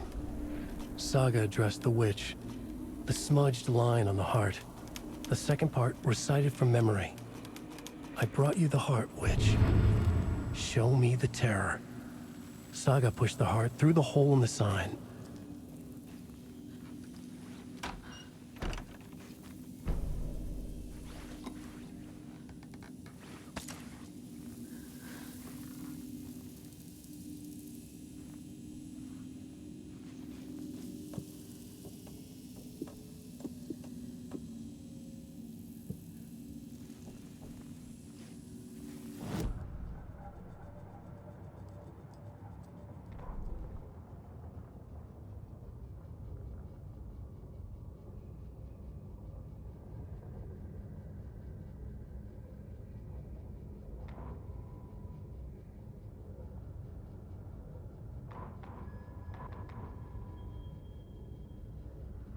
Witch's ladle, towering over Saga, watching her and the witch. The image of the witch in the sign. Nightingale's heart, a cold, dead lump in her hand. Her definition of sanity had changed since she arrived in this town. But she trusted the pages. Was forced to. Saga addressed the witch. She squinted to read the first part of the ritual words. The smudged line on the heart. The second part recited from memory. The words she had read on the page. I brought you the heart, witch. Show me the terror. Saga pushed the heart through the hole in the sign. This was the key. The tree was the threshold.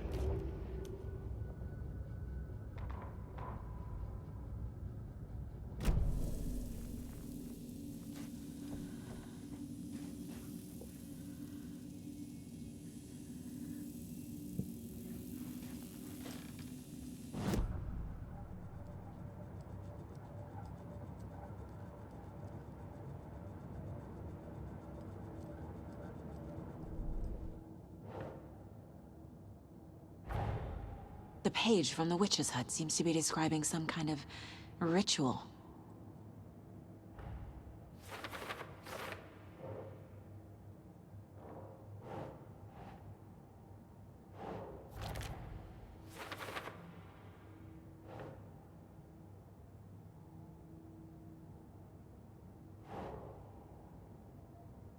Doesn't look right. To get into the overlap, I need to find Nightingale's heart. Read the line imprinted on it, plus the line on the page to the witch's ladle sign. Then push the heart through the hole in the sign. Nightingale's heart disappeared from the morgue. Where is it now?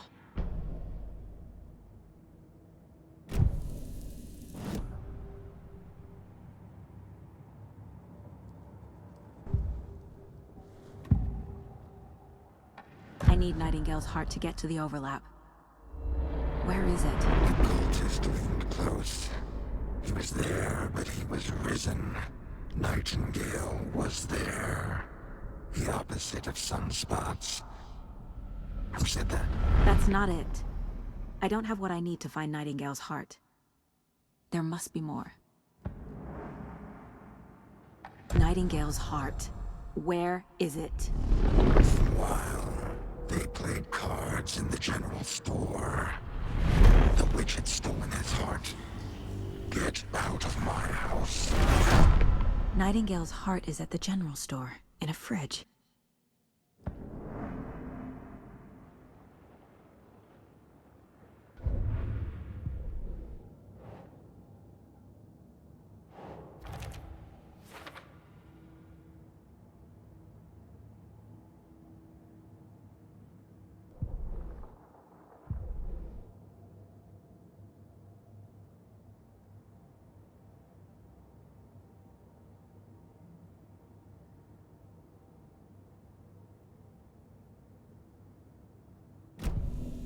I need to check the general store for the heart.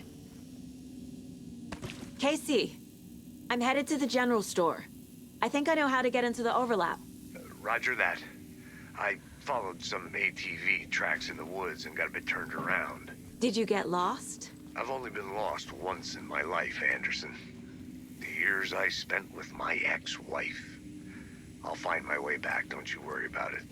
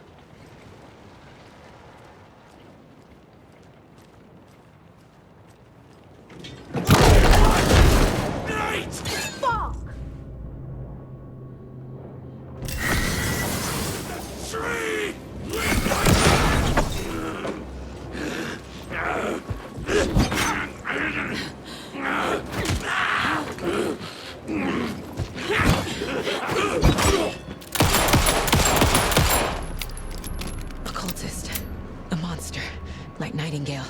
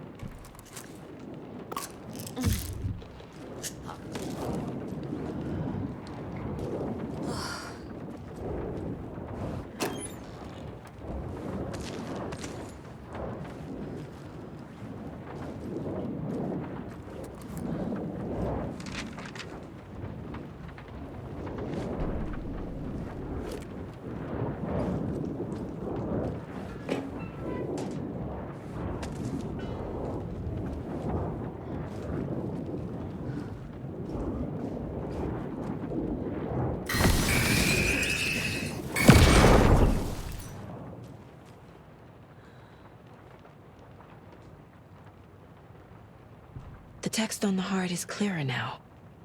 Legible.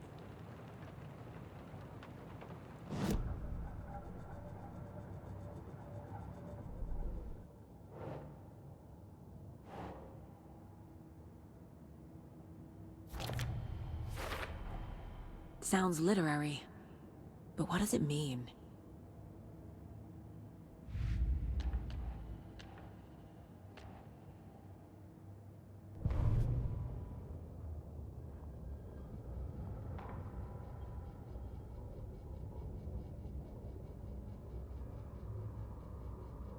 Saga edged toward the broken door, her gun ready, flashlight aimed ahead. Nightingale said it would be here. The Cauldron Lake General Store was overgrown, left to rot. Saga thought about the cult of the tree. They had been here, waiting, planning a gruesome ritual murder. Meanwhile, they played cards in the general store, like it was just another late-night poker game. Saga stepped closer to the door. Had the animal broken it? There was a loud crash. Saga found herself face to face with a cultist, a hulking figure in a raincoat. We watch in the night, wild eyes behind a plastic deer mask, an axe in his raised hand.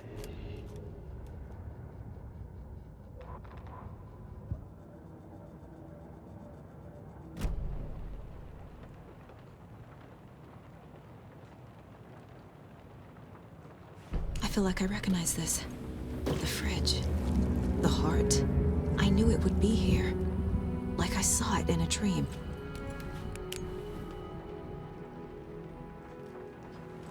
And now I need to give the heart to the witch.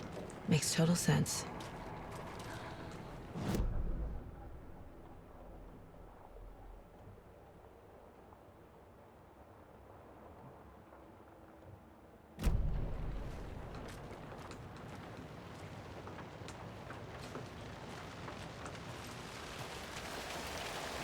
Casey, there are cultists in the area.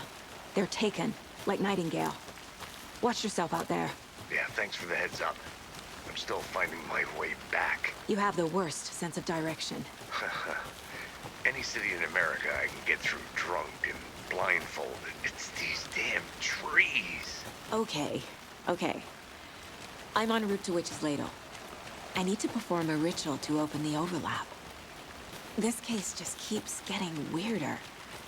But it is exciting.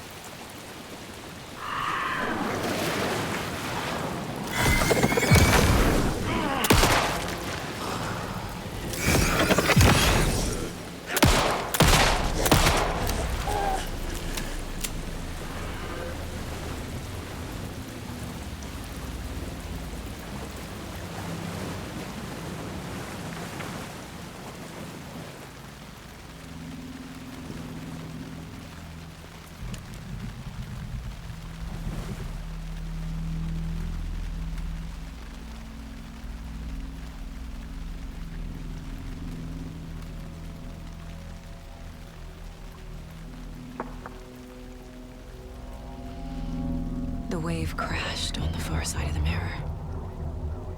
I brought you the heart, witch. Show me the terror.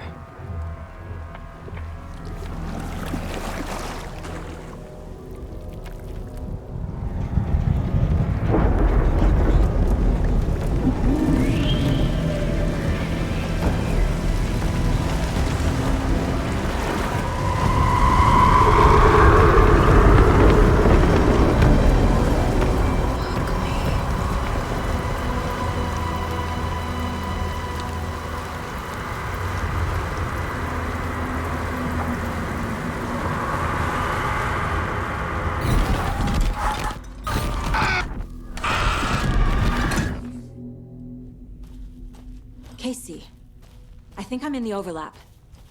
Are you still on your way? Casey! Casey, do you read me? Fuck. Okay, Saga. Going in solo. Logan? Logan! Where are you? What the fuck was that? Logan's back in Virginia. You're imagining things.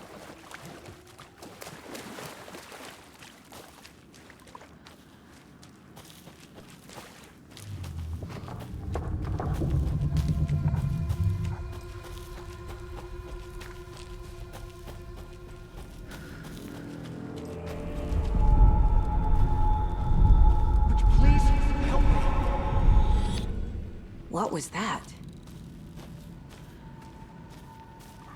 Wait. Did I get turned around? No, this is right. This place is looping. Like a nightmare.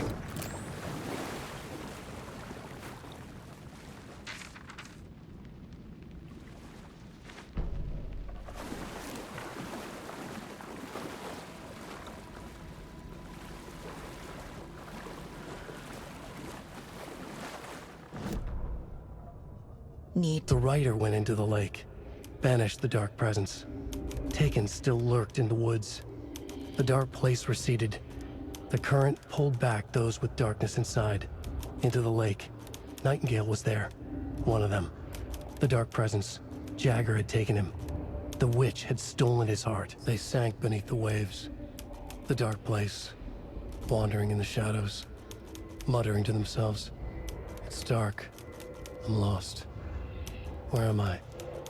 Who am I? I can't remember. It's cold. Premium cabins for rent in Bright Falls. Who said that? Can you hear me? I need help. Please. Stop this. What did I do? You must dig it out. Their shape shifted. Echoes of the writer's dreams. Fading in, fading out. The next story and the story after that. The writer was writing again.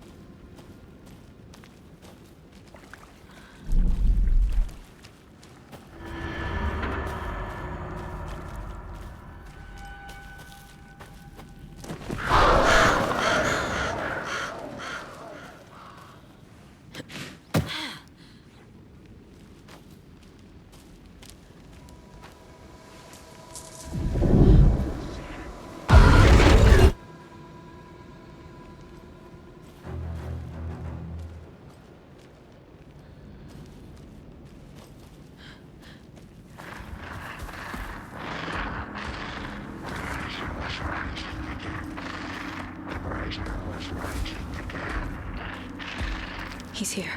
Nightingale.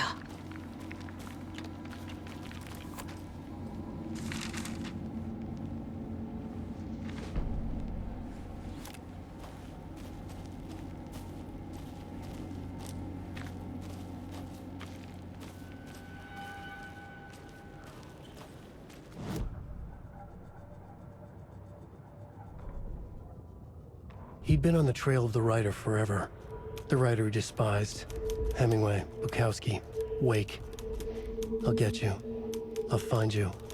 I'll make you pay. You're in over your head. He descended into the tunnels, from the Dark City, into the ocean of darkness. Next stop, Caldera Street Station. Something, a presence, rumbled. Not a train. Shadows shifted on the platform. The writer's cult waited for him there. The cult of the word. Occultists lean close. I carry his words close to my chest now. You're not allowed in the lake until he says otherwise. He'd be caught, murdered. They got him. They didn't get him. He was reborn out of hate. He was there, but he was risen. Sent to find the light switch up from the lake that was not the lake.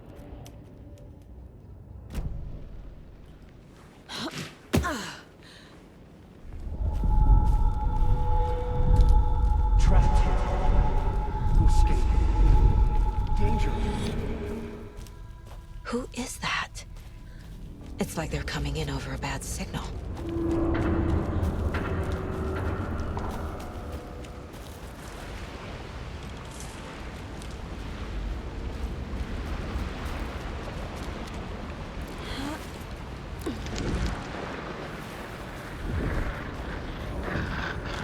Sent to find the light switch.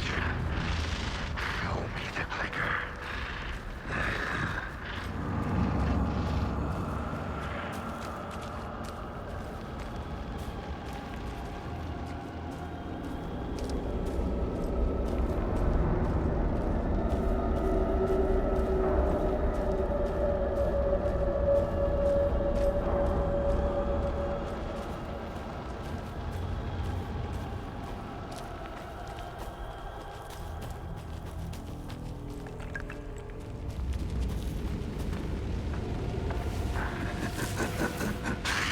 Nightingale, sent to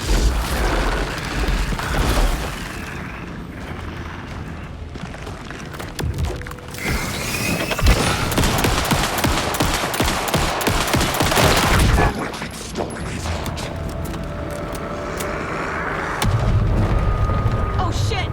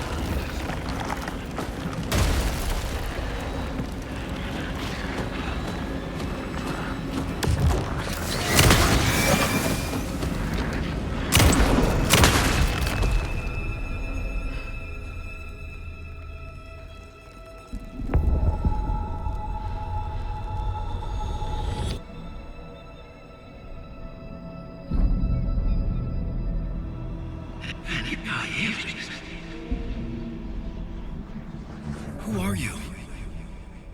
What is this? Who are you? Hear me. I'm Saga Anderson, FBI. I can hear you. Cauldron Lake. Yes, I'm at Cauldron Lake. Where are you? How to escape. In danger. The dark presence. Danger. Thanks. Got it.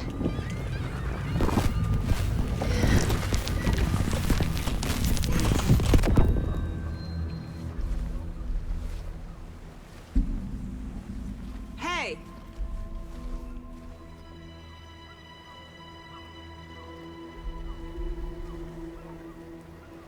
Are you okay?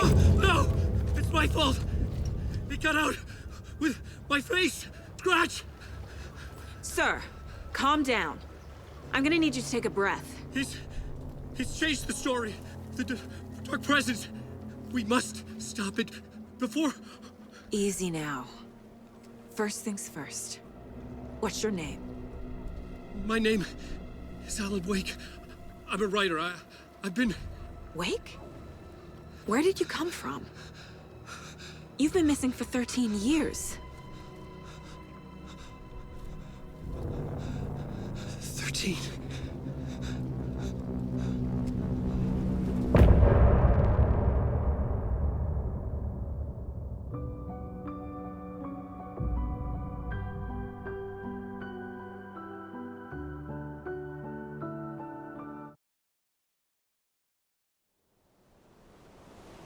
Anderson, where did you go? All of a sudden, the radio stopped working, and then that flooding just disappeared. Crazy forest. Is this who I think it is? Casey, say hello to Alan Wake. Mr. Wake, this is Special Agent Alex Casey. He'll escort you to our car. Casey, I'll meet you there, right after I take a look around. If the flooding's receded, there might be evidence we missed earlier. Okay. See you there. Alex Casey? How? Am I still... Is this the dark place? No, it can't be. I got out. Yeah, the PI from your books has the same name as me. Great. Moving on.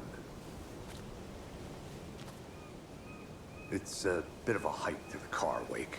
Just get your bearings, then we'll head out. I need another minute. Cauldron Lake. I thought I'd never see this place again. Take your time. But you should know these woods aren't the safest. Yeah. It's getting dark. You have a flashlight? It's not safe without a light. I have a light. And a gun. You can relax, Wake. And pages. If you see pages of writing anywhere, you must take them and keep them safe. Our lives could depend on it. They have vital information. We know about the pages, Wake. We'll keep an eye out for them. Okay. Okay, just give me a moment. It's okay. Take your time.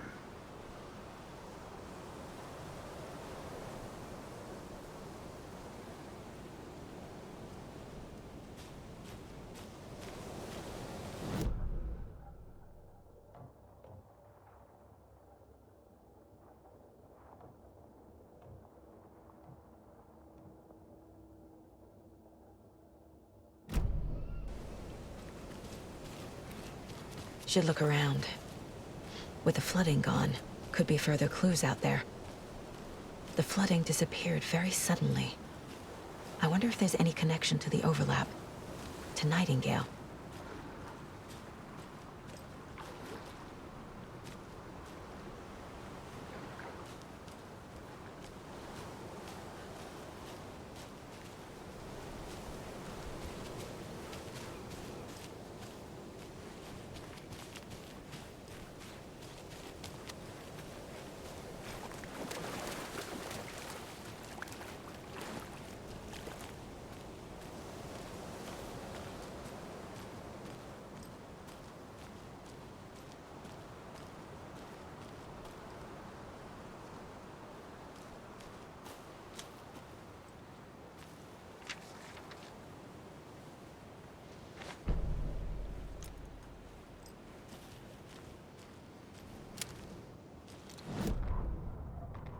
The reality-changing influence of the dark place flowed like water flowed, like fear flowed, down the path of least resistance, eroding the weak spots until they cracked. In places where reality was more yielding, where story told and retold, imagination sparked and fear ignited again and again, had softened the walls of reality. Sites of violence and tragedy, where truth was laced with fiction, where a work of art proposed an alternative narrative, something people could suspect to be true, something people felt strongly about, something they feared. The stronger the connection between the belief and emotional response, the better. The darker, the better. A ghost of a witch ripping a man's heart from his chest. 2 brothers murdering the neighbors and hiding their bodies in a well. A young woman haunting the flooded bunker where she drowned. Bedtime stories, folktales, urban legends connected to a specific place. These were the sites where the overlaps came to be.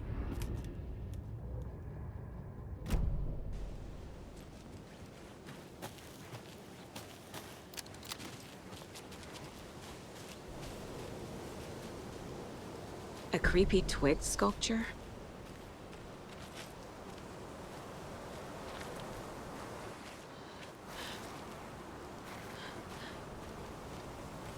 A locked box. Is that the cult of the tree symbol on it?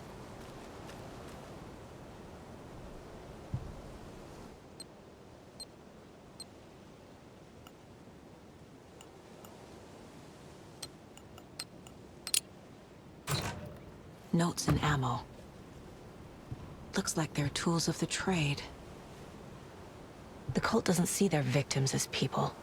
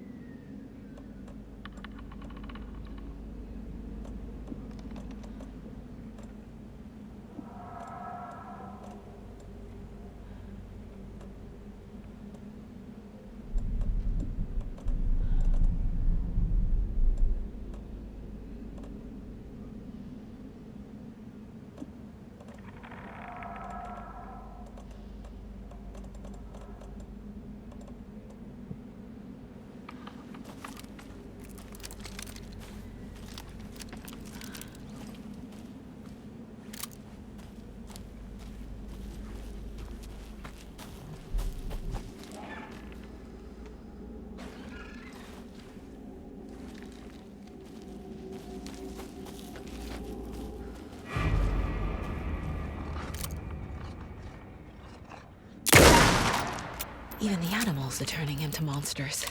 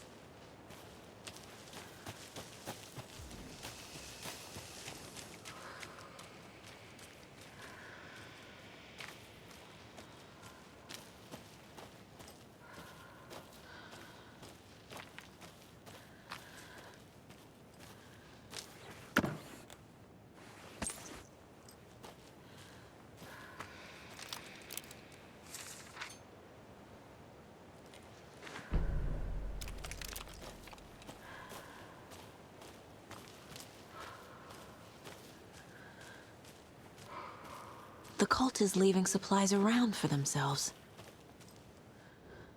Wonder what's inside. I should take a look around for a way to open this thing.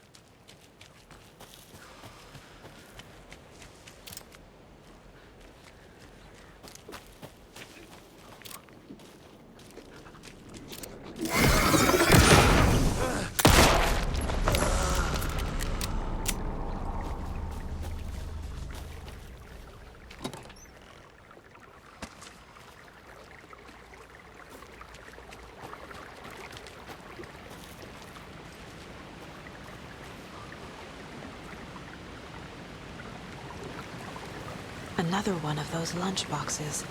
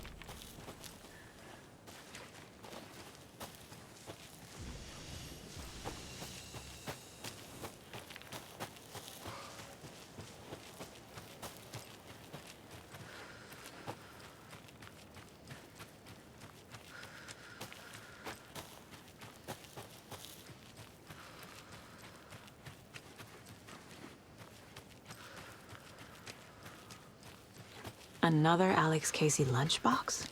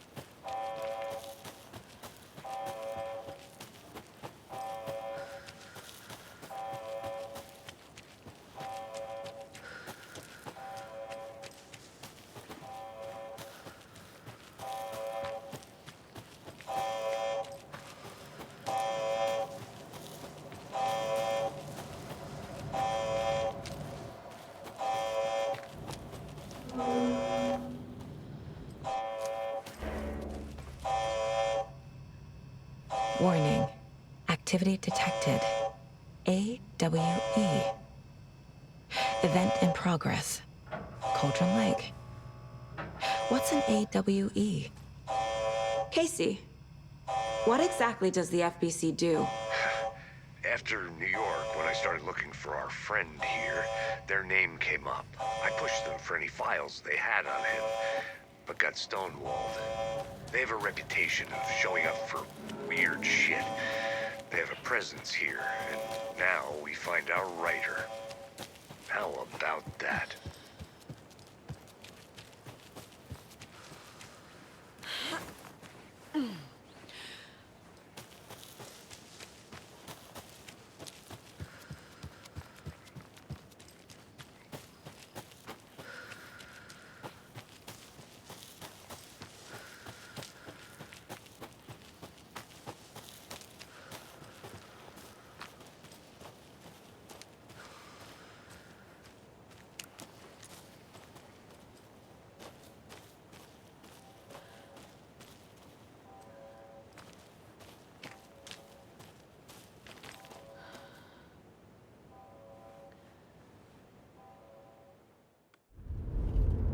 Mr. Wake, we're taking you back to our field office in Bright Falls. You can freshen up there, and then we'll talk properly.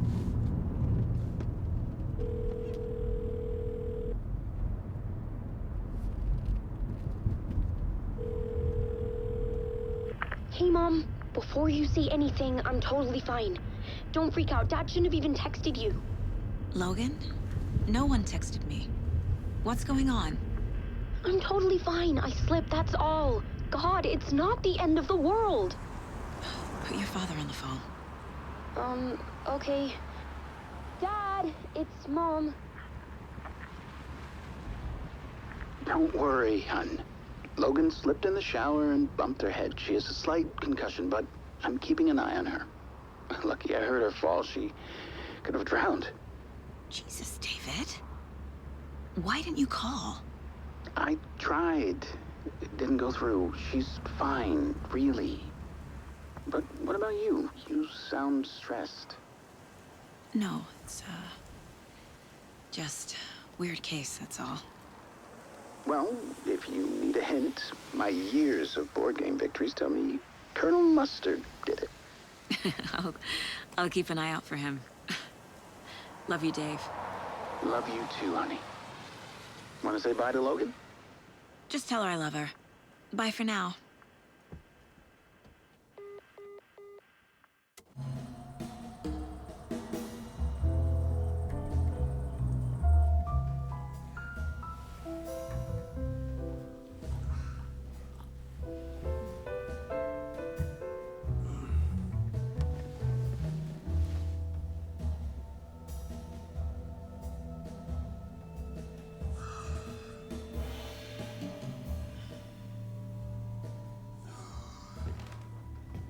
Is there anyone you'd like us to reach out to, Mr. Wake? You've been gone a long time. No. No. They'd be in danger. It'll come for me. Okay, let's talk about something else. Robert Nightingale. Do you know him? You were both here in 2010. The Dark Presence got him back then. That's the last time I saw him.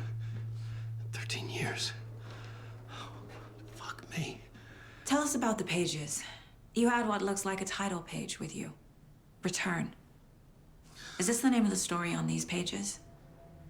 The writer's name has been scratched out pretty violently, but your name can still be made out underneath.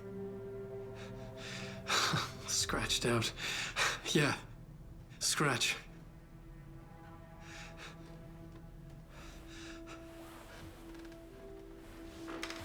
Did you write these pages, Mr. Wake? I'm trying to remember.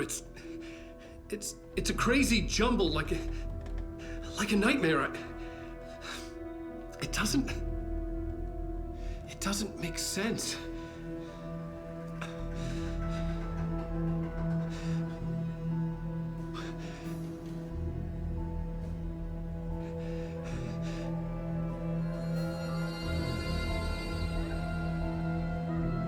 I remember.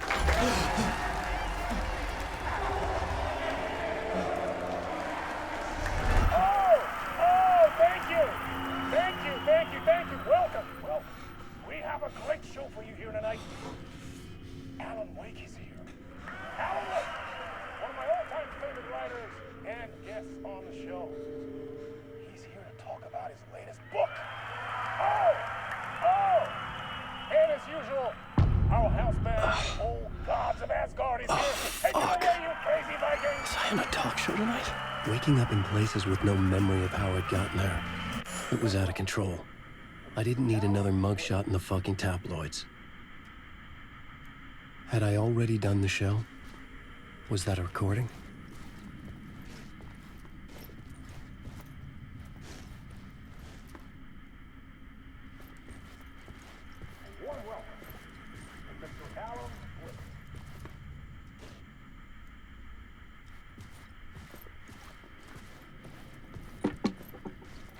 I felt a strange pull toward the TV.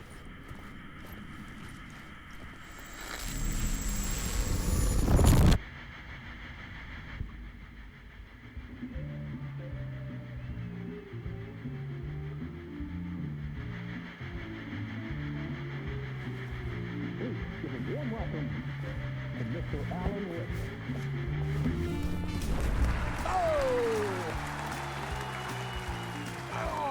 Good to see you, Alan. Great to see you. Welcome back to the show. Come on, sit down, sit down, sit down. Woo! Oh, man. It is so good to see you, Alan. This must be an exciting time for you. Tell me, does it ever get old? Sorry, does what get old? Publishing a new book. Are you okay there, my friend? You look like you've been cooped up in the writer's room for a few too many years. This is exactly how I feel. You know, I've waited so long to get my hands on the sequel to Departure. You left us on quite the cliffhanger. We've all been dying to know what "it's not a lake, it's an ocean" really means. You and me both. Well, our wait is over. Your new book, Initiation, hits the shelves tomorrow. What? That's exactly what every reader will be asking.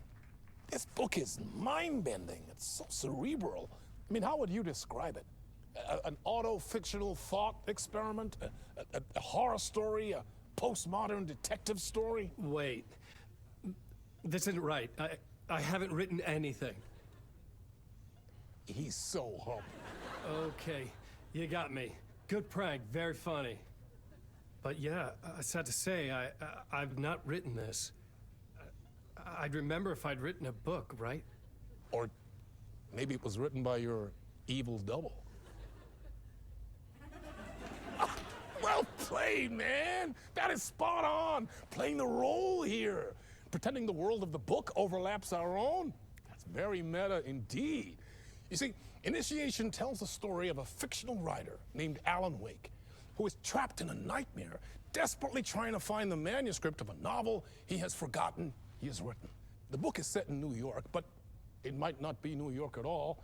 He is tormented by his dark doppelganger and guided by visions of a fictional detective he has written. That's right, Alex Casey is in this book as well.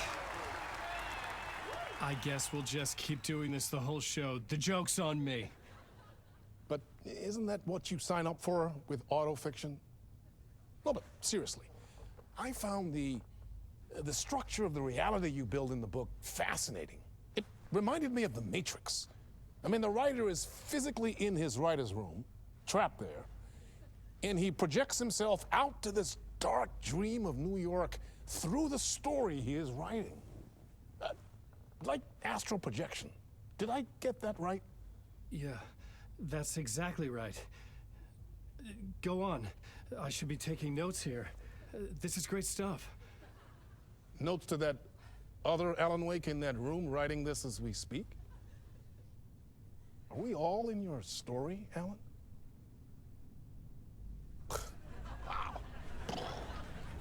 No, I wish you every success with your new book, Alan. I hope it's as successful as your best-selling Alex Casey series. Initiation hits the shelves tomorrow. After this, I'm sure we'll all be eagerly awaiting the culmination of this hero's journey trilogy of yours. A book called Return, perhaps. Man, thank you for one of the strangest interviews of my entire career, Alan. All this talk of meta-narratives. I'm expecting to disappear once this scene ends.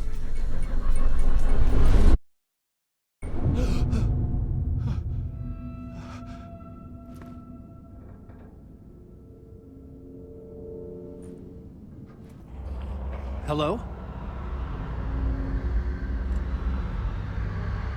I'm losing it. Something's not right here. I needed to get home. To Alice.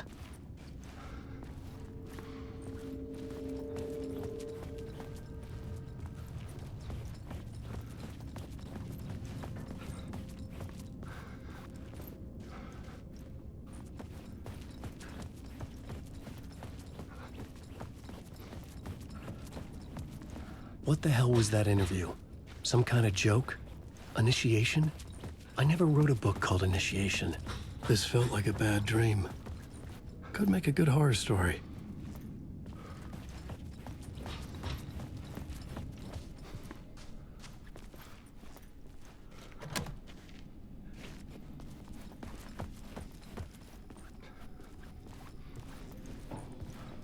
Old Gods of Asgard.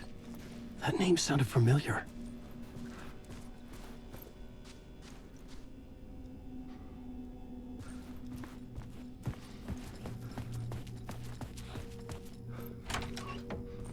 I was a mess. I'd never heard of this talk show or Mr. Door before. None of it felt right. Was I losing my mind?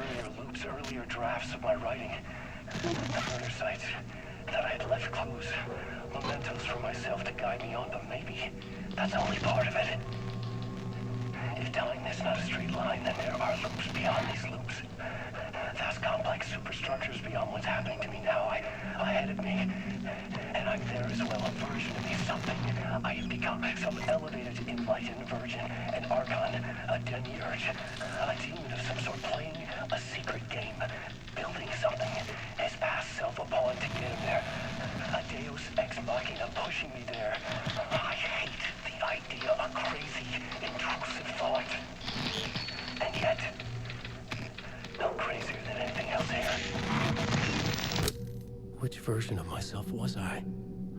Where was I in this grand loop?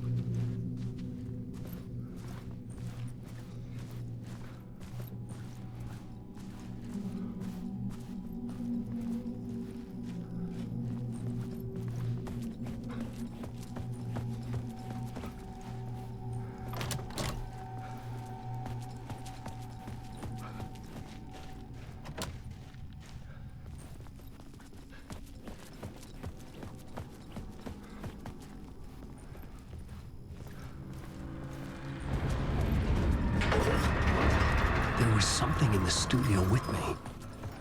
I had to get out.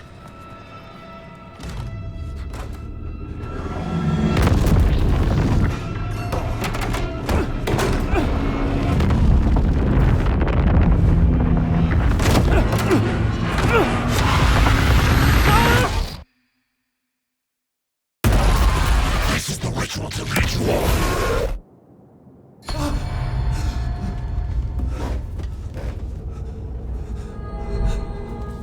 Waking up from the nightmare, I felt like a drowning man gasping for air. This place felt familiar. A ghost of a memory surfaced, about riding here for countless days.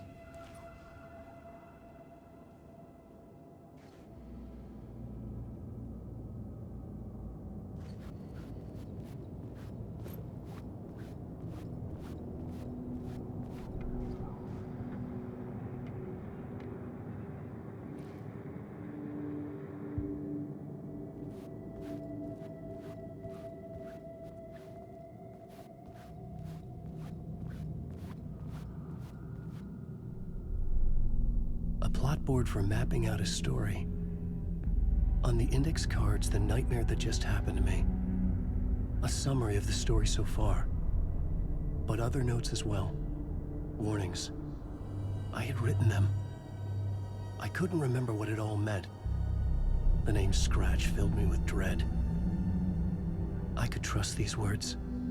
I had to act on them. You must write to escape.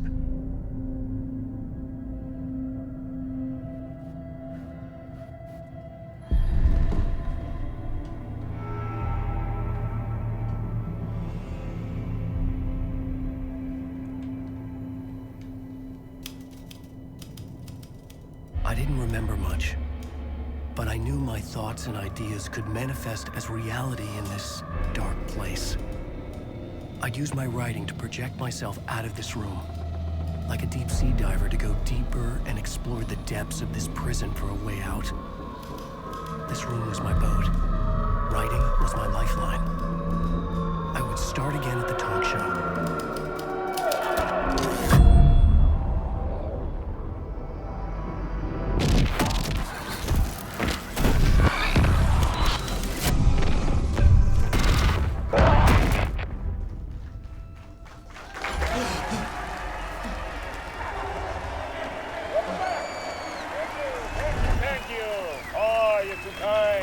Welcome back. We have a great show for you here tonight. We'll treat all you Alex Casey fans out there. Alex Casey himself is here tonight. That's right. Sam Lake, ladies and gentlemen. The actor who has given his face to the famous detective in the film series. And of course, we have Alan Wake here, the best-selling writer of the books the films are based on. Let's do this!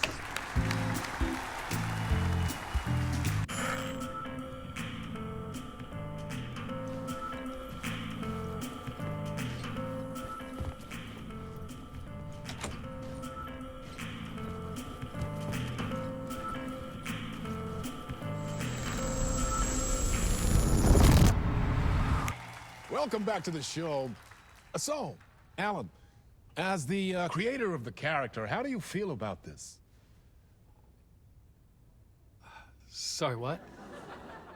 I know it can be an awkward question with the man sitting right next to you, but I mean, how do you feel about him in the role of Casey? Does he look the part to you? He looks exactly like I always imagined Casey to be. It's uncanny. Thank you. That means so much to me. I'm a huge fan of your books. So, what's the problem, Alan? Because on more than one occasion, you voiced your reservations about the adaptations. It's not that. They're their own thing. They've gone with choices that are different from mine. I feel protective about my stories, and these adaptations... I don't know. I guess I just wish I could have been more involved in making them. Well, in that case, you won't have seen this either. We have a clip from the new film, Murder Case Casey. Should we roll it, or do you want to say something first, Sam? Nah, just roll it.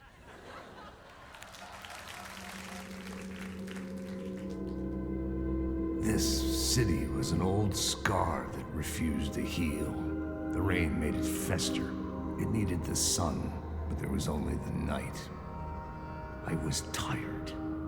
Insomnia covered me like a plastic film. I was watching the world through a rain-slick window, my own reflection haunting the view. I was trying to track down a missing writer.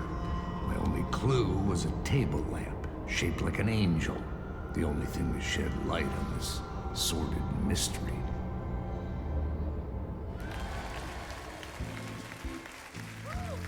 That's great! Murder Case Casey! Great job, Sam. Very exciting and very meta. I'm looking forward to seeing more.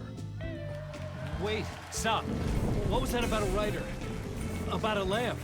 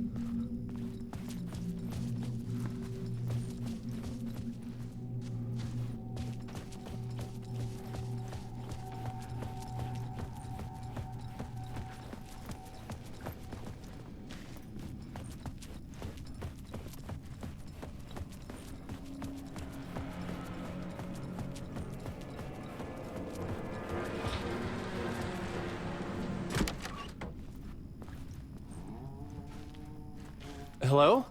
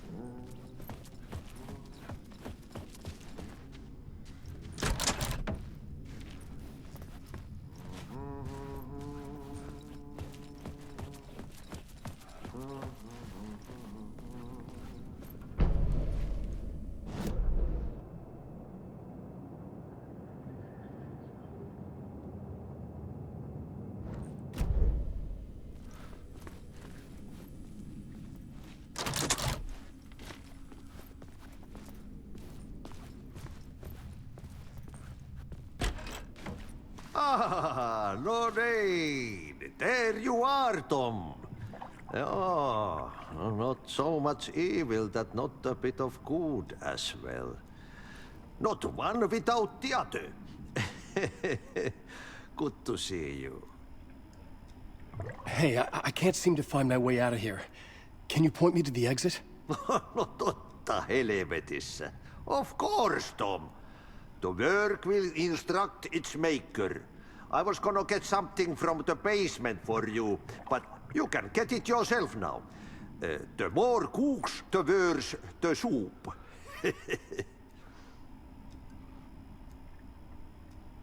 Have we met before? Are you trapped in the dark place too? You remember Ahti, the janitor. You can't be lost if you don't worry about where you are headed. So don't worry, Tom.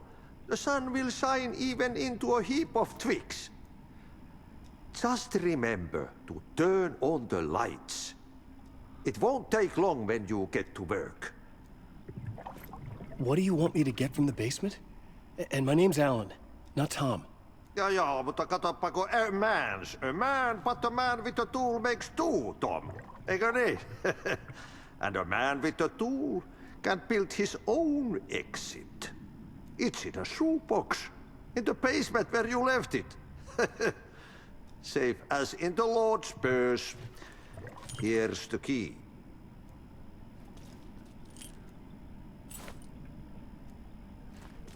I've been trying to find a way to escape the dark place. Any suggestions? He who mouths about his troubles is the prisoner of his troubles. It's not easy to get out. But don't you worry, Tom. The home is still there where the heart is. I often think about it when I mop the floor and look into the puddle. Water is the memory of the world. Water finds its way. The janitor was a bit out there, but still a friendly face. I had to trust the basement would get me out of here.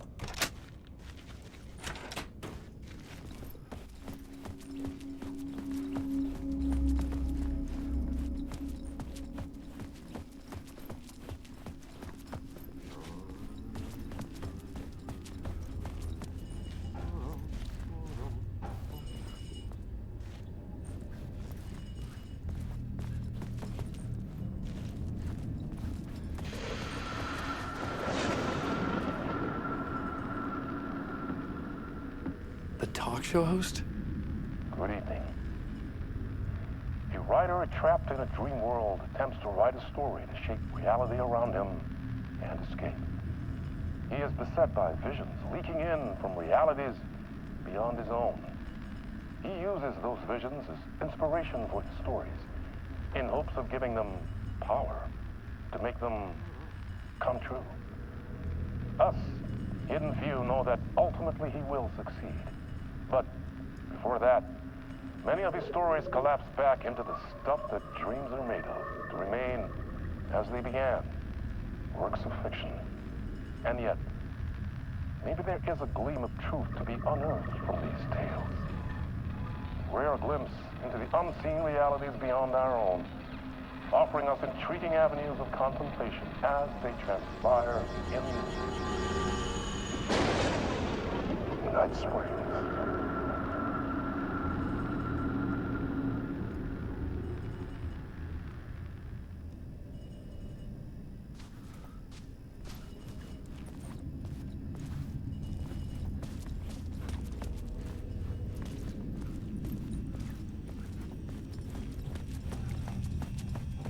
An old lamp in a shoebox.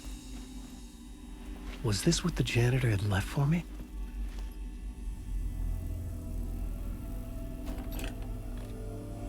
The lamp felt significant. A tool for bringing light to the darkness.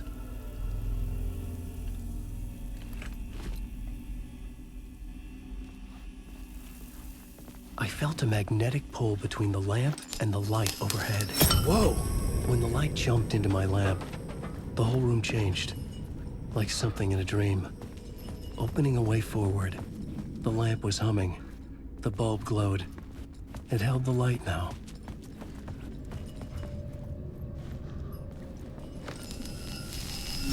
The glow in the lamp went out, shifting the light in the room. The light carved out something new from the darkness.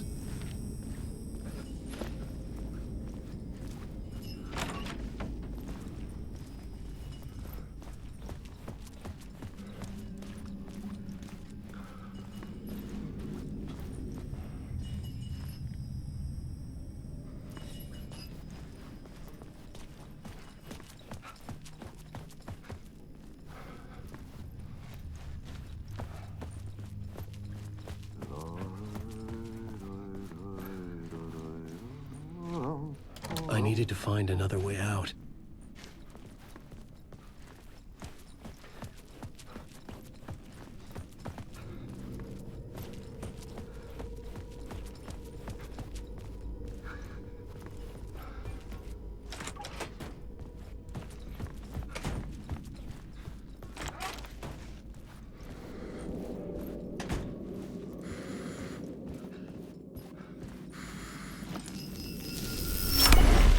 Place wants to drown me. I'm losing myself. I have to fight it. I have to remember. The clicker. The light switch. I lost it. But I have the lamp now. The lamp the switch was cut from. This place is a nightmare. Not real, and yet more real than anything. The danger and the horror are real. It feeds off my mind, twisting whatever it takes into psychotic reality. I'm trapped here. I write to escape. I've tried this many times, written countless stories, forgotten how many. I keep failing, but I must keep trying. I use the story to dive deeper. Every word I write is a step forward on this spiral in the darkness. I dive to the body to find the answer, the map, and the key, the compass. It's combined to form a door leading out. But how do you open a door that's not a door? At the bottom of an ocean that's not an ocean, and a lake that's not a lake.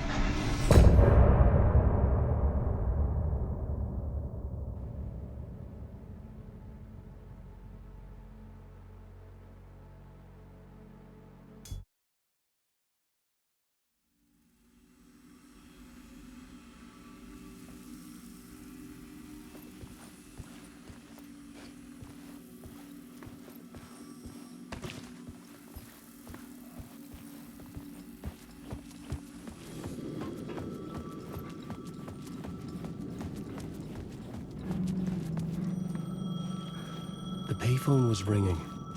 Somehow I knew the call was for me.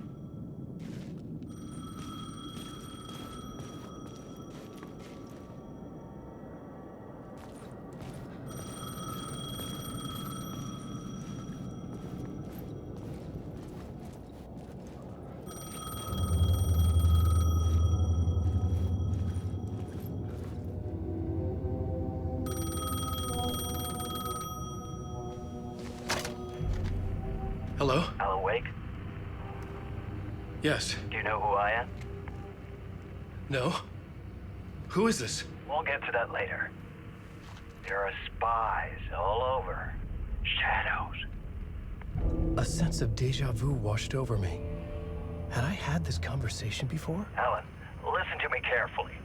Caldera Street Station, the subway. You need to go there.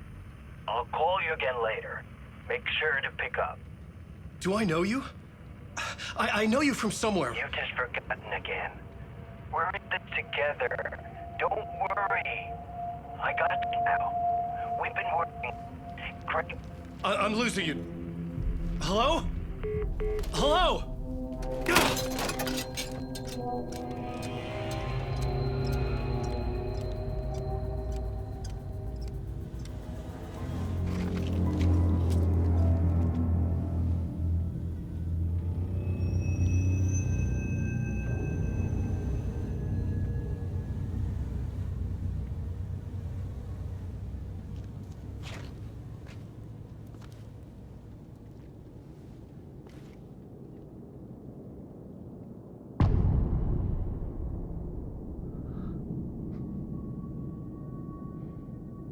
The man had said Caldera Street Station. I had to go there.